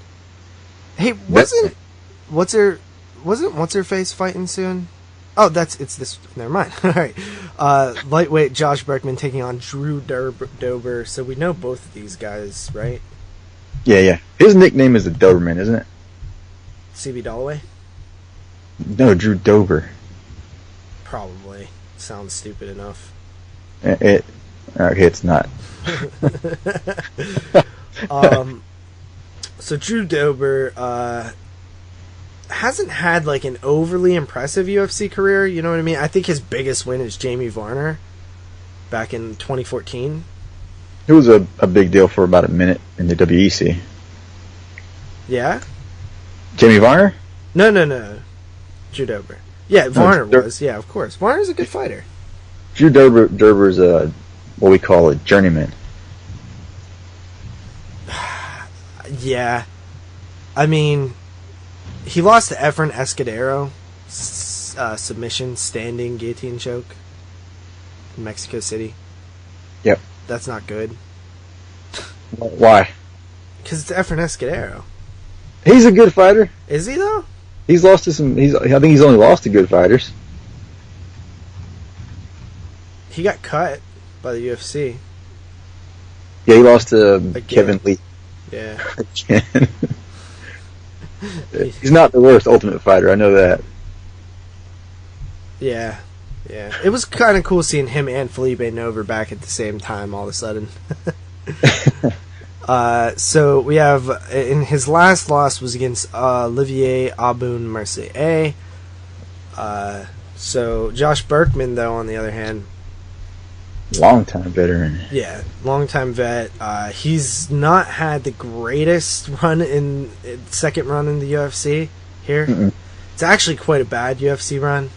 But it's exciting, so. Yeah, and that's the important thing here. Because, dude, hold on. Talk about Josh Berkman for a second. Okay. Oh, you telling me to talk about Josh Berkman? Okay, well. He came off. He was in the Ultimate Fighter, right? Was he? I believe he was. No, he wasn't. He wasn't in the Ultimate Fighter? No. I'm pretty sure he was. He wasn't. Okay, well.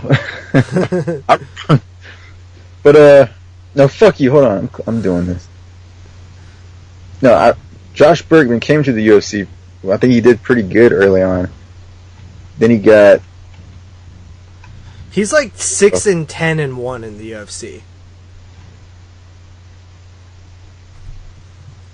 Okay, he failed a pre-show drug test for the Ultimate Fighter.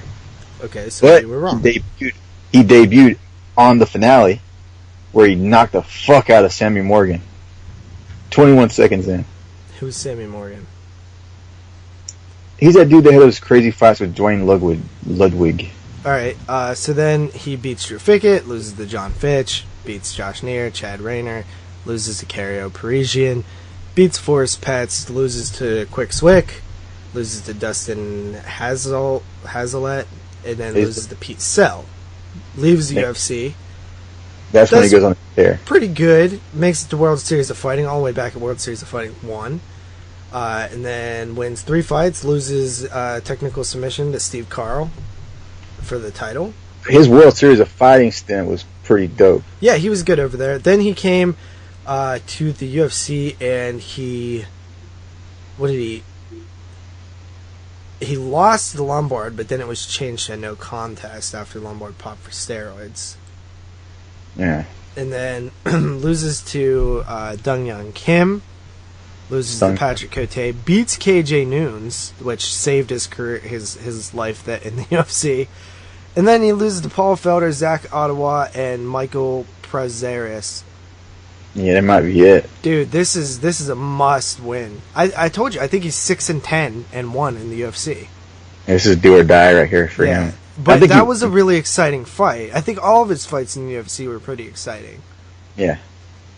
I think he gets it done, though. You do? Yeah. Alright, yeah, I'm going to pick him too. I hope he wins.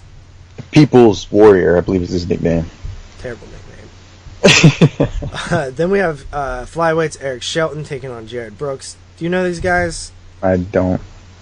I do not either. One has a Wikipedia page, one doesn't. I'll go Wikipedia, man. Alright, Jared Brooks it is. Then we have women's strawweight Kaylin Curran taking on Alexander that ass Albu. Yes. She returns after 3 years. Was it really? She's been gone for a while. Maybe 2 years. Really? Yeah, she was hyped up for a while. I'm like, holy shit. Was she in the UFC? She fought like on a polling card or something weird. I don't remember. Did she win? Yeah. She's undefeated. She's undefeated. Yeah, she's like 2-0 or something. Why does she not have a Wikipedia page? They don't know about her, man. She was hyped up for the longest time, and I saw these pictures of her online with her ass out, wearing thongs and everything. Mm-hmm. I'm like, is this an actual fighter or a model? And something happens, she disappeared, and then she starts fighting. Like, she has one fight on one of the UFC Fight Pass cards. Yeah, it was Gonzaga Crow Cop 2, which was a fantastic main event. Krakow. Like, was it Krakow? I don't know. It was a day after my birthday, though. Yeah. How many years ago was that? It was Krakow. That was in 2015. Yeah, so 2 years later, she fights again. Alright, so... I mean, that's good. I'm going to go with her because Kaylin Curran is like 4-4. Yeah, she kind of fell off. Yeah, and she's probably not going to be in the UFC if she loses this fight. Her lone win comes against Emily Kagan. She was TKO'd against Paige Van Zandt, dropped the submission to Alex Chambers, beat Emily Kagan, lost to Felice Herring, and Jamie Moyle. So I'm going to go ahead and pick the homie Alexander Albu. I'll definitely be watching this fight. That's her nickname. What? Stitch. All right.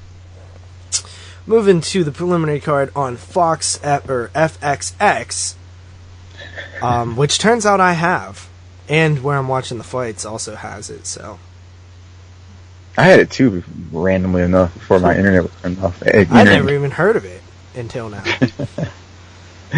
So we have opening the prelim FXX card. What a dumb name. We have featherweights Andre with not a dumb name, Touchy Feely, taking on Calvin Cater. A little bit of gossip, even though it's true. He's one of the many dudes at Alpha Male who tapped Paige Van Zandt. Really? Yeah. She's on an embedded video, one of those countdown videos, calling her boo. They kiss and hug, and she goes off to train. Really? Yeah. Wasn't she dating Cody? Yeah, she's like been all over that gym. Wish me luck with the lawsuit. Man, I wish I trained a Team Alpha Male. She's gone now, though. I know. Who's the chick there now, though? There's a chick there. Oh, yeah, who is that? Someone. Yeah, some chick. Yep, I'm going with Andre Feely, though. I don't know Calvin Qatar. What do you think the chances are that John Jones is hooked up with Holly Holm? Dude. Dude, you see that? What? I want a girl to look at me the way Holly Holm looks at John Jones. Did you watch it on Embedded? Yeah. I feel like they have a thing, man. Holly Holm's do you get that vibe? Yeah. I feel like Holly Holm's a closet freak. Yeah, I do too. I love Holly, so I don't want to talk bad about her. Yeah, I'm not talking about, I want it. Alright, Andre Feely against the no-namer. I think you go Feely on this one, even though I don't he has been doing bad as of late, right? No, he has a win. His last fight was a win. Yeah, I'm just going to go with him just because of the Wikipedia rule. Okay. But does that Wikipedia rule apply to Alexander Albu? You can't be that hot and go against her, so no. Okay. We have featherweight Brian Ortega taking on Renato Moicano. I'm actually not sure how to pronounce that. But that's Triangle City, so I'm picking Brian Ortega. Yep. Yeah, me too. Catchweight, 140 pounds. Wow, four alleged featherweight. Well, that one's supposed to be bantamweight, but there's a lot of featherweights on this card. Why is it a catchweight so far in advance? Because, remember, that's the California new rules. Hennenbrow walked around too heavy. Came into effect in this card. Yeah. Whoa. So, I'm going to go Aljamain Sterling. Hennenbrow is toast, dude. He's done. He's done. Plus, I like hearing Matt Serra get all excited. Come on, Aljo! Come on, Aljo. Oh, yeah, I'm picking Aljamain. Funk Master. Yeah. Featherweight, Ricardo Lamas taking on Jason Knight. Wait, is that the redneck dude? Jason Knight? Yeah. He's from Tennessee or Kentucky, from one of those Mississippi? places? Hick Diaz. It's Hick Diaz, dude! I'm going to have to pick him. I'm picking Hick Diaz all the way.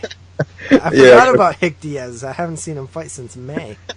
Hick Diaz. Hick Diaz is the best. Yeah, I'm picking him. Yeah.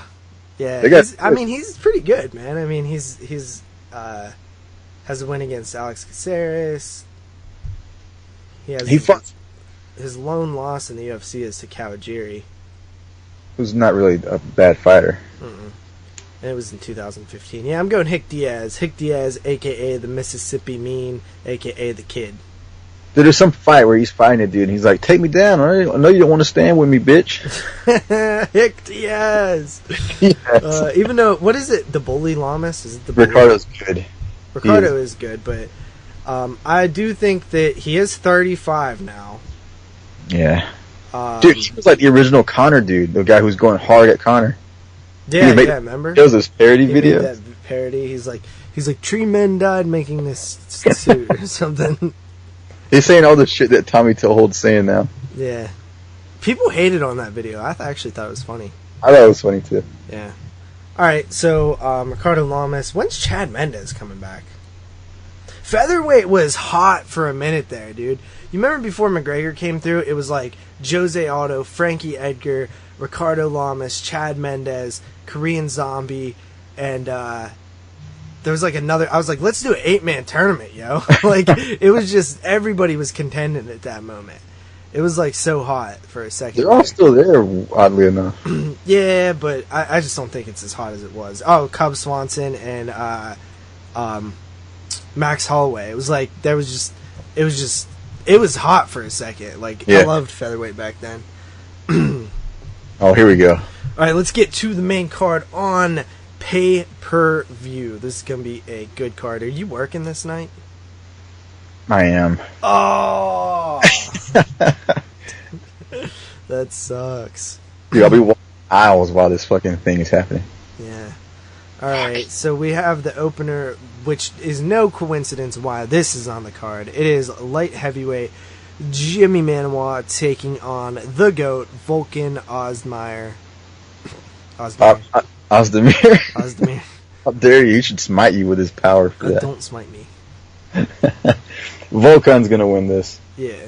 I don't know why. He has some weird ability to win fights and move up in rankings seamlessly. Yeah, I mean, there's just some people, dude. There's just some people.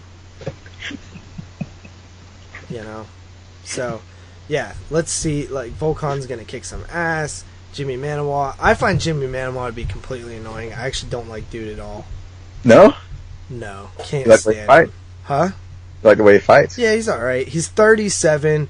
He's not going to be champion. For some reason, he believes he's going to be champion.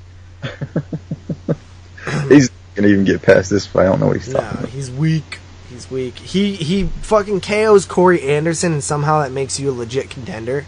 He did KO OSP, though. So, it's OSP, dude.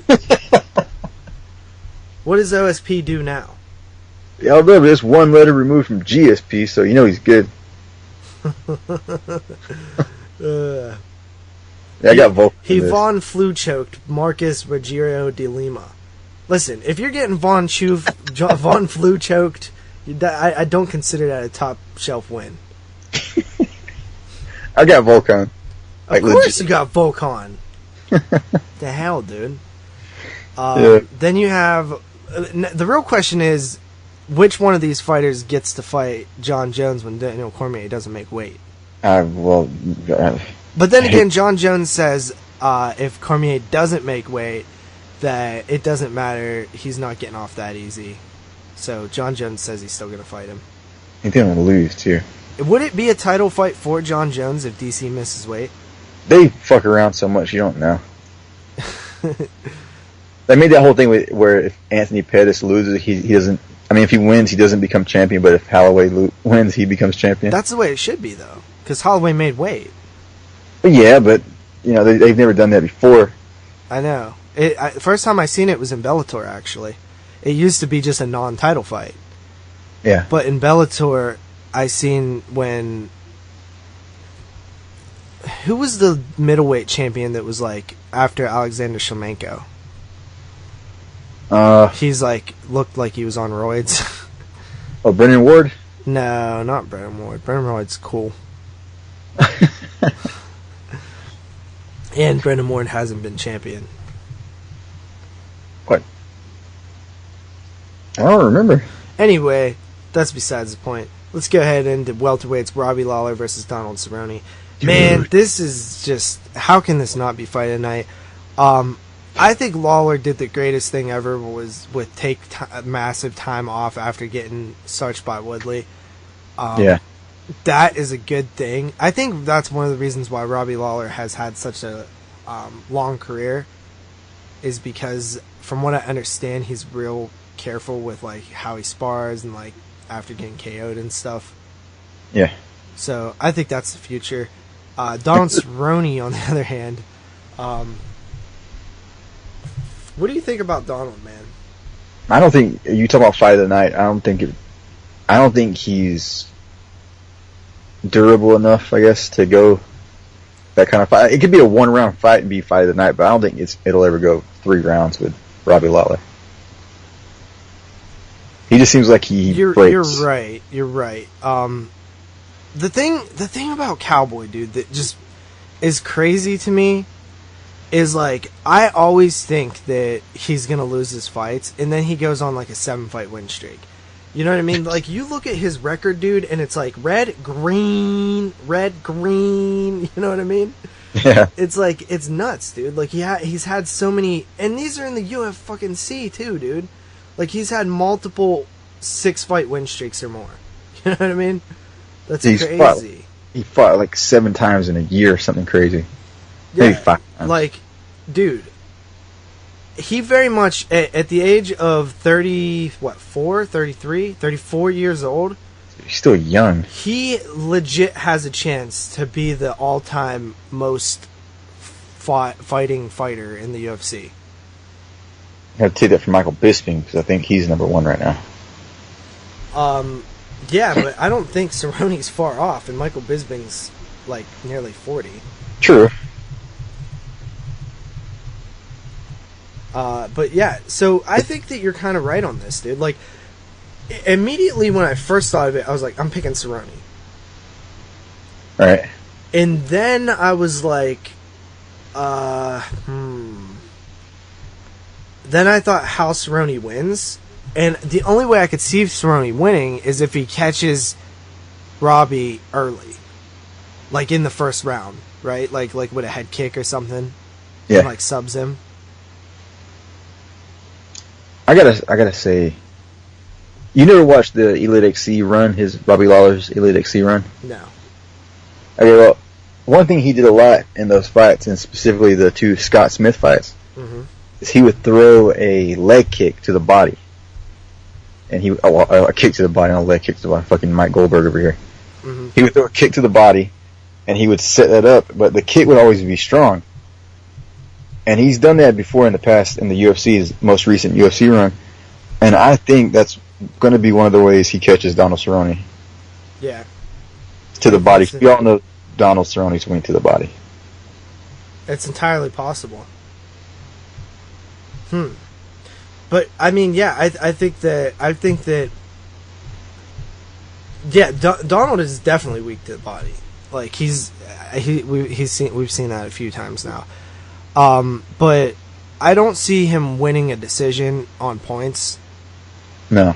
I don't see him lasting. Like, if the fight goes on past like 2 rounds, like I just can't see him taking over in the fight. Like, I feel like Robbie Lawler he just gets more unstoppable as time goes on. And Robbie is bigger. Robbie's bigger. The only thing that is like sort of the X factor is how is Robbie's like chin after getting, like, he is a little older now. And he was knocked out. And he was knocked out pretty bad. And he was in a lot of wars before that. Yeah, that's pretty much why he was knocked out. Yeah, and if that's the case, then his chin might be completely gone by now, and Cerrone might win. It's an interesting fight. It is an interesting fight. I am going to go with Robbie Lawler. I am too. So official pick is Robbie Lawler there. And the most fights in the UFC are actually a 3-way tie right now. But Bisping will break that tie the next time he fights. It is Michael Bisping, Frank Mir, and Tito Ortiz with 27. Alright, well, yeah. Tito's gone, Frank's gone. Yeah. And then it's Gleison Tebow, Jim Miller, and Diego Sanchez with 26. Okay. And then Matt Hughes, Josh Koscheck, and Jeremy Steven with 25. So, where's Cerrone on that? He's not. Whoa. That's kind of crazy. I know. It is. Dude. It is. It's crazy. If you're talking about by division, Frank Mir has the most at 27 at heavyweight. Tito has the most at light heavyweight with 27 as well. Middleweights tied Michael Bisping, Chris Lieben with 22. Welterweights Josh Koscheck and Matt Hughes with 24. lightweight with Jim Miller, and featherweight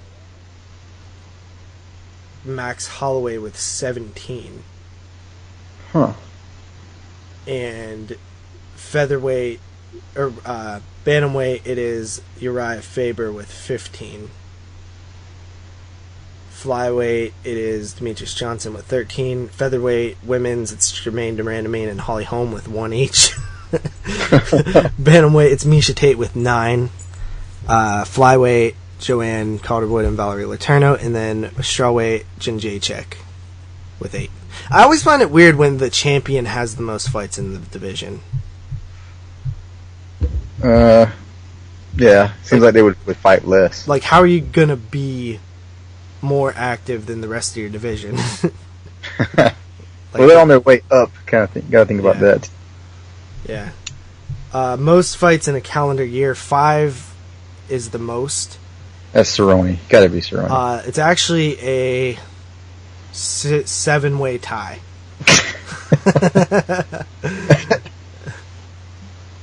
Who's this? Ross Pearson, Uriah Hall, Neil Magny, Darren Cruikshank, Donald Cerrone, Roger Herta, and Chris Lieben, all with 5. Okay. Well, I call that right with the Cerrone's 5. Yeah. So we're both picking. So far we're completely even, correct? Yes. Jimmy Manawa. I mean, we both picked against him with Vulcan. We both picked Robbie Lawler. Yep. All right.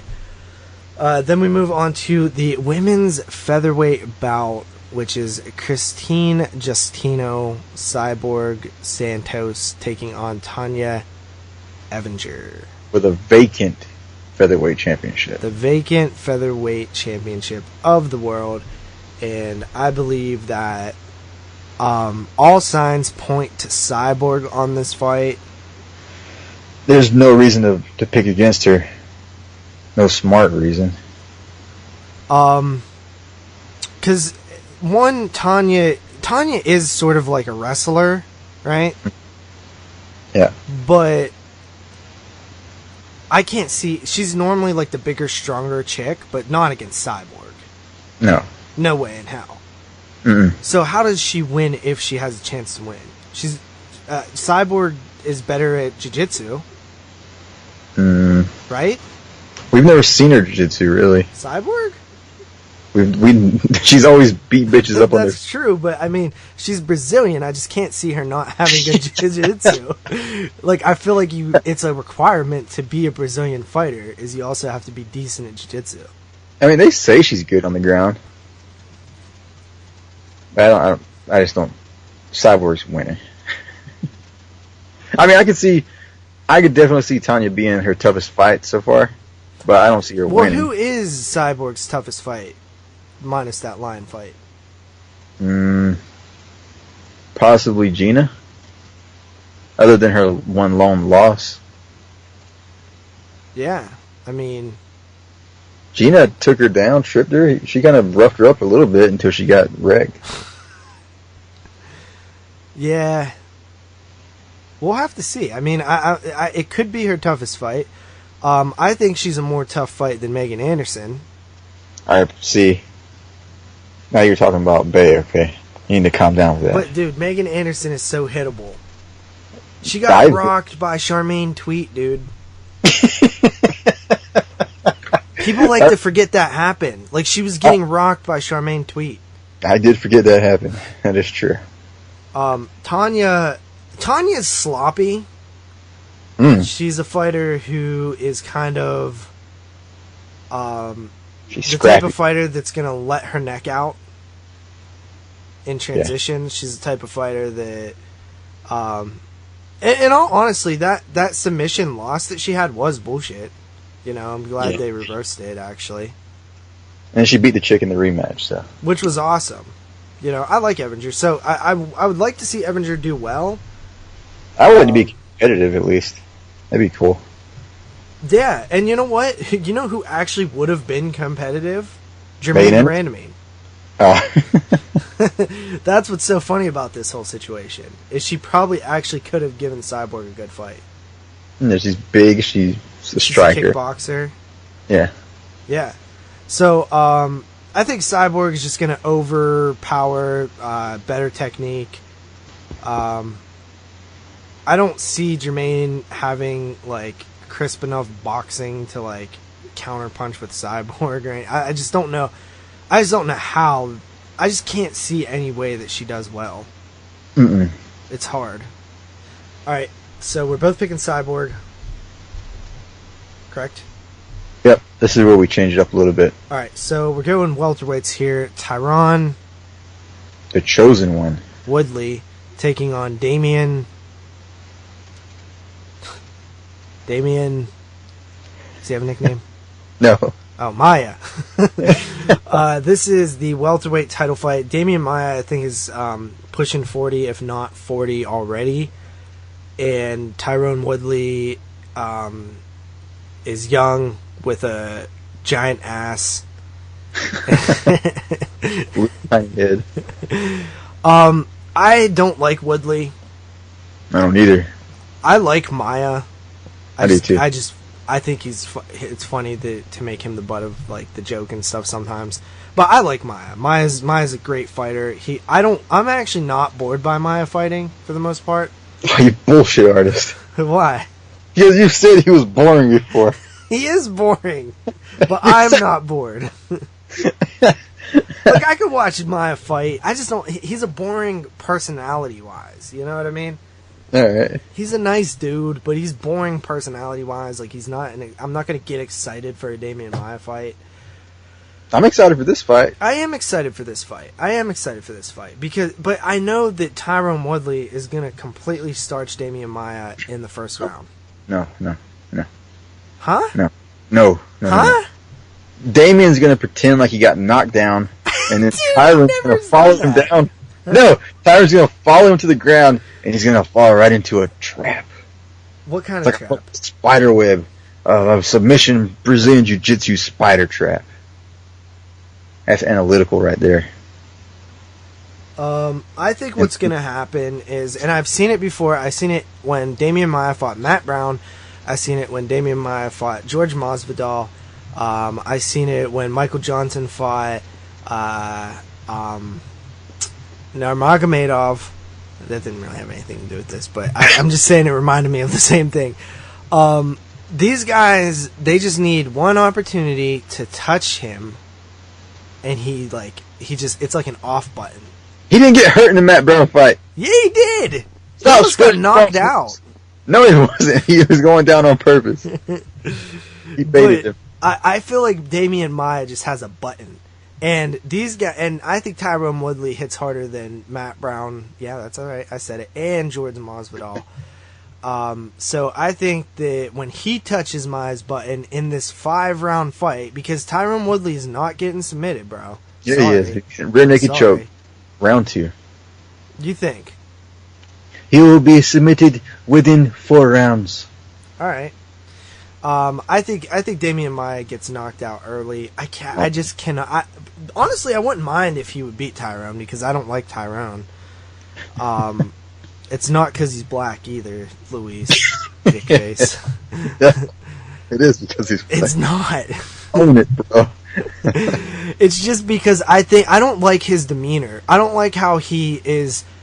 He wanted the title fight against Robbie Lawler so much, when everybody was talking about maybe we do Robbie Nick Diaz 2 or something, and like there was other fights, and then he becomes champion, and like Stephen Wonderboy is trying to fight him, and he's like, nah man, I'm trying to fight Nick Diaz or like GSP or something. And he's trying to make these money fights, and he hasn't even established himself yet. Right. You know what I mean? Like, nobody's interested in him. You can't make money fights when nobody cares about you.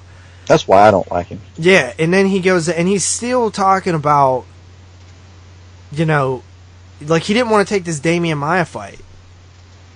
Right. You know what I mean? And I'm like, okay, I understand that, but like, who else are you gonna fight? For real. Like, you're not gonna go up and fight Bisbing or some shit. You know what I mean? Like you're not that kind of fighter. Like, I'm not even interested in that. Like fight Maya, and then eventually lose to somebody better. I mean, he can, yeah. I mean, I was going to say he's going to lose this fight, but he can lose to other people too. I just see him weathering like other guys have been on the ground with Maya and not been submitted. Like, there's been a few Masvidal? Who? Masvidal. Who did he fight before that? He fought. Was it Magny? No, wait. Who did he fight? He fought Condit before that, didn't he? He submitted Condit. He submitted Matt Brown. But he decision Gunnar Nelson, decision Ryan LaFlair, decision Yakovlev, decision lost to Roy McDonald, lost to Jake Shields. Wasn't that John Fitch fight good? Was that the fight that John Fitch was actually good? That was like a good fight? I don't even remember that fight, to be honest. Anyway, so, yeah, I don't know, man. You're picking Maya, I'm picking Woodley. Yeah. The right decision, folks, is Damian Maya. So if Woodley does win this, who do you give him next? You might have to rematch Robbie. If Robbie wins his fight too? Yeah. I don't want to see that. I don't. I think the same thing happens. Well, who do you think Damian goes against? If Damian wins? Yeah. Robbie? If he wins? Yeah. Okay. Actually, I'm gonna root for Damian to win because I think Robbie beats Damian too. No. Fuck off. But like, I think welterweight is the worst that it's ever been. Right now. I think it's still fun. I think middleweight is way more fun than welterweight right now. Lightweight's more fun. Featherweight's more fun. Bantamweight's surely more fun. I think welterweight has. Well, it used to be lightweight, welterweight, side by side. Mm-hmm. But I don't think. Like, I wish Carlos. Can we just remove him from the rankings already? He's not fighting anymore. Did he retire? I think. I don't know. Let's bring Nick Diaz back. Like, he could be champion right now. Dude, he's got so much money right now. He ain't fighting. Damn, it's bullshit. Anyway, let's move on to light heavyweight Daniel Cormier taking on the true champion. No, stop saying John Jones. Dude, you do realize he is the true champion, right? that. Frank Mir is the true champion. Fuck you. How? Frank Shamrock. Listen. He never lost his title 10, 15 years ago, whatever it was. Wasn't that middleweight? That was a light heavyweight title. At the time, wasn't it middleweight? That was 199. That's light heavyweight. Did they call it middleweight back then? Called it middleweight. Listen, John Jones is the true champion. Mm-mm. How do you figure not? Because he was stripped of it. You can't do that. You can't do stuff like that. But the guy that is champion now lost to John Jones. It'd be different if Anthony Johnson won that fight, the original one, with DC and Johnson, and then it's like, okay, I will call Johnson the true champion. I can't call a guy who lost to the champion the true champion. Dude, it's not DC's fault that John Jones fucked up. Yeah, but it is DC's fault that he did not beat the champion. Yeah, but John Jones was on steroids. No, he wasn't. John Jones has never done a steroid in his life. Russian steroids in his blood system. And dick pill. Where's your proof of this? I read it on the internet in a meme. Yeah, exactly. Was it next to the Bones Nose Nike's Coke sign? It was the Scarface one. I think that's the best meme ever. The Bones Nose Nike sign that looks like Coke in a straw. That's the greatest. Yeah, I'm with one on this. Daniel Cormier, dude, is one. Listen, Daniel Cormier is annoying. He's lame as fuck, dude. When he talks, when he says something that he thinks is funny, it's eye-rolling cringy. It's like, dude, what a lame-ass guy. What a lame-ass guy, man. But he never hit somebody with a car. Yeah, because he's lame as fuck. No, he's not. That is the cool person I want to hang out with. I bet you do want to hang out with Daniel Cormier. I want to hang out with John Jones. No way, you get in so much trouble. Dude, nah, I'd be like, Jones, let's just do this, party and stuff, and not hit any girls tonight. I probably want to hang out with John Jones, too. Yeah. But John Jones is 100% the better fighter. What has DC done? What has he done? He beat Rumble twice. Dude, okay, those Rumble wins are the most frustrating wins ever because that's Rumble giving up on himself both fucking times. Both times, dude. Rumble is a murderer, and he got in his own head, and he loses the fight before he even goes to the championship fights. It is ridiculous. He hit DC with a nuclear missile, and then DC's like, all right, bitch, and then submits him. Yeah, he literally gave up. You watch that fight again. Yeah, he tapped out. He literally let him choke him. Like, his coaches disappeared because they feel the same way. That was the second fight. Yeah, they just he's like, where's my coaches at? They're like gone backstage, like throwing shit. Felt bad there. Where are my coaches? He had no idea they all was pissed. I felt bad. And then, so, but DC, like, practically loses to Gus. He beat Gus, then he beat what do you call that? What? Arguably one of the greatest fighters of all time. Who? Anderson Silva. Yeah, but he was smaller and past his prime, and he just laid on him. But he beat him. John Jones laid on, what's his name? Who? Fucking Daniel Cormier. Dude, he like pushed him down. That clip where he pushes off his head is the best clip ever. Daniel's so defeated. John Jones said today that he hopes Daniel cries again backstage. Dude, I hope John Jones cries. Dude, John Jones ain't gonna cry because he's gonna whoop that ass. He's gonna lose by a real... John Jones breaks pregnant girls' arms and doesn't even cry. You think he's gonna cry over DC? Yo, what a piece of shit. I'm definitely picking DC now. Why? Because John Jones is a piece of shit. I think you just want to like DC and want to think he's a good fighter because you don't like John Jones personally. Oh, he's an asshole douchebag. I'm picking DC in my predictions, and I'm getting a point. Well, what does Holly Holmes see in John Jones then? Allegedly. BBC? I don't know. I hear that's the truth. How does Daniel Cormier beat John Jones then? How? Wrestling him. Dude, John Jones is a better wrestler. When he was on top, he's been inactive, probably stiff as fuck. He was working with weights, got all big and everything. Rust is real, bro. No, it's not. Yeah, I want to make a t-shirt out of that. Rust is real, bro. And he's gonna show too. Ring rust, octagon rust, fight rust, whatever.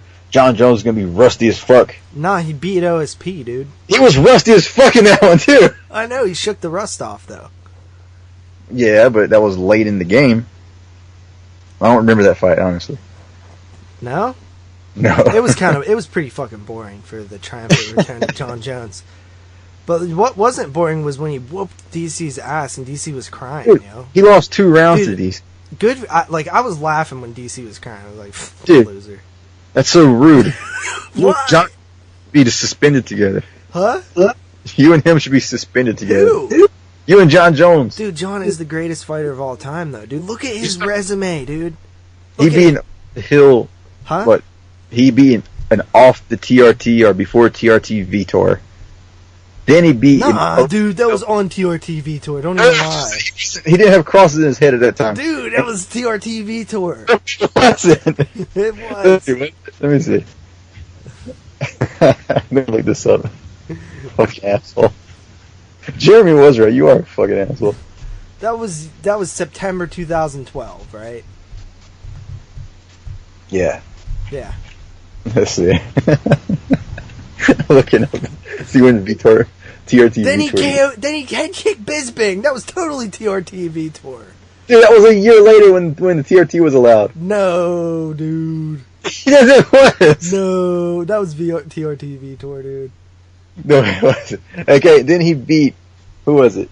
Vladimir Matt. Wait. Yeah, caught up. He beat Chael Sonnen. Wait. You're forgetting that he beat Ryan Bader.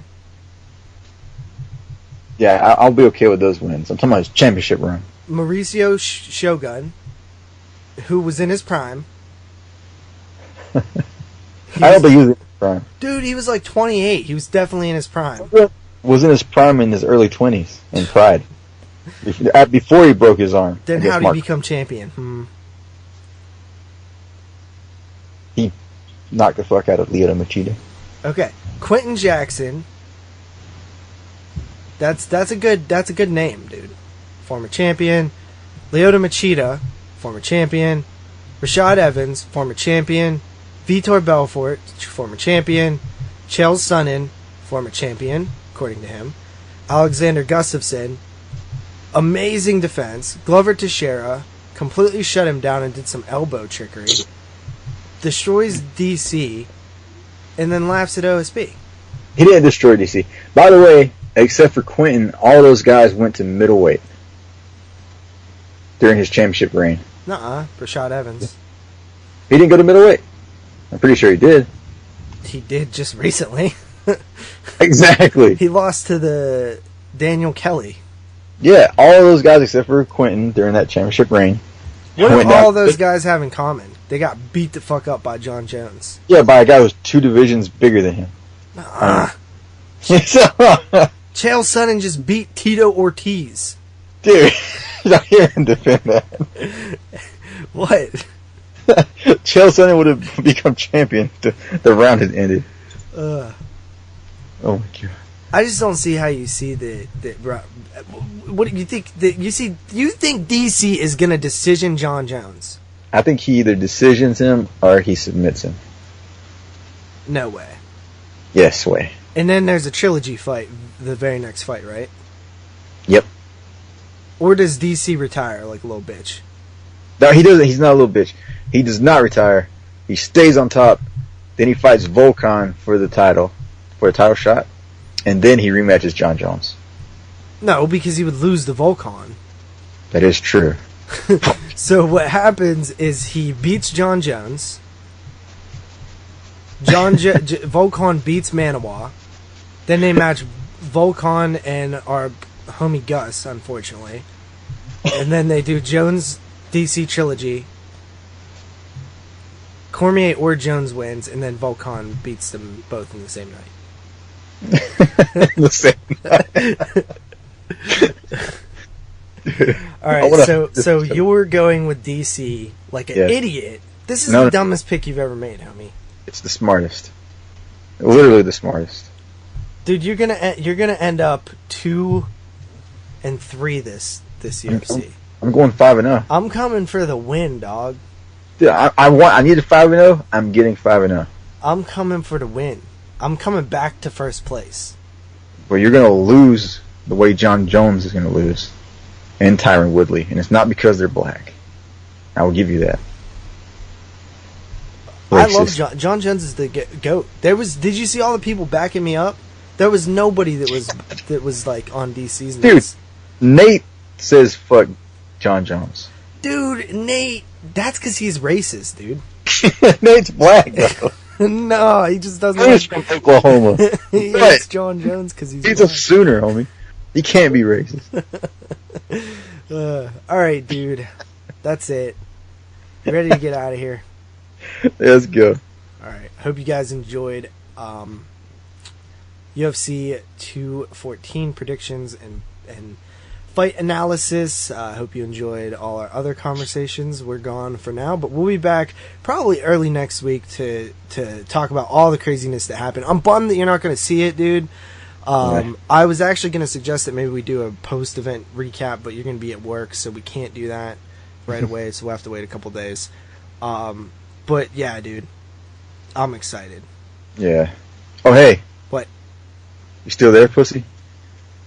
I said that at the beginning. No, you didn't. Yeah, I did. I recorded it too. Fuck! I would literally kill you.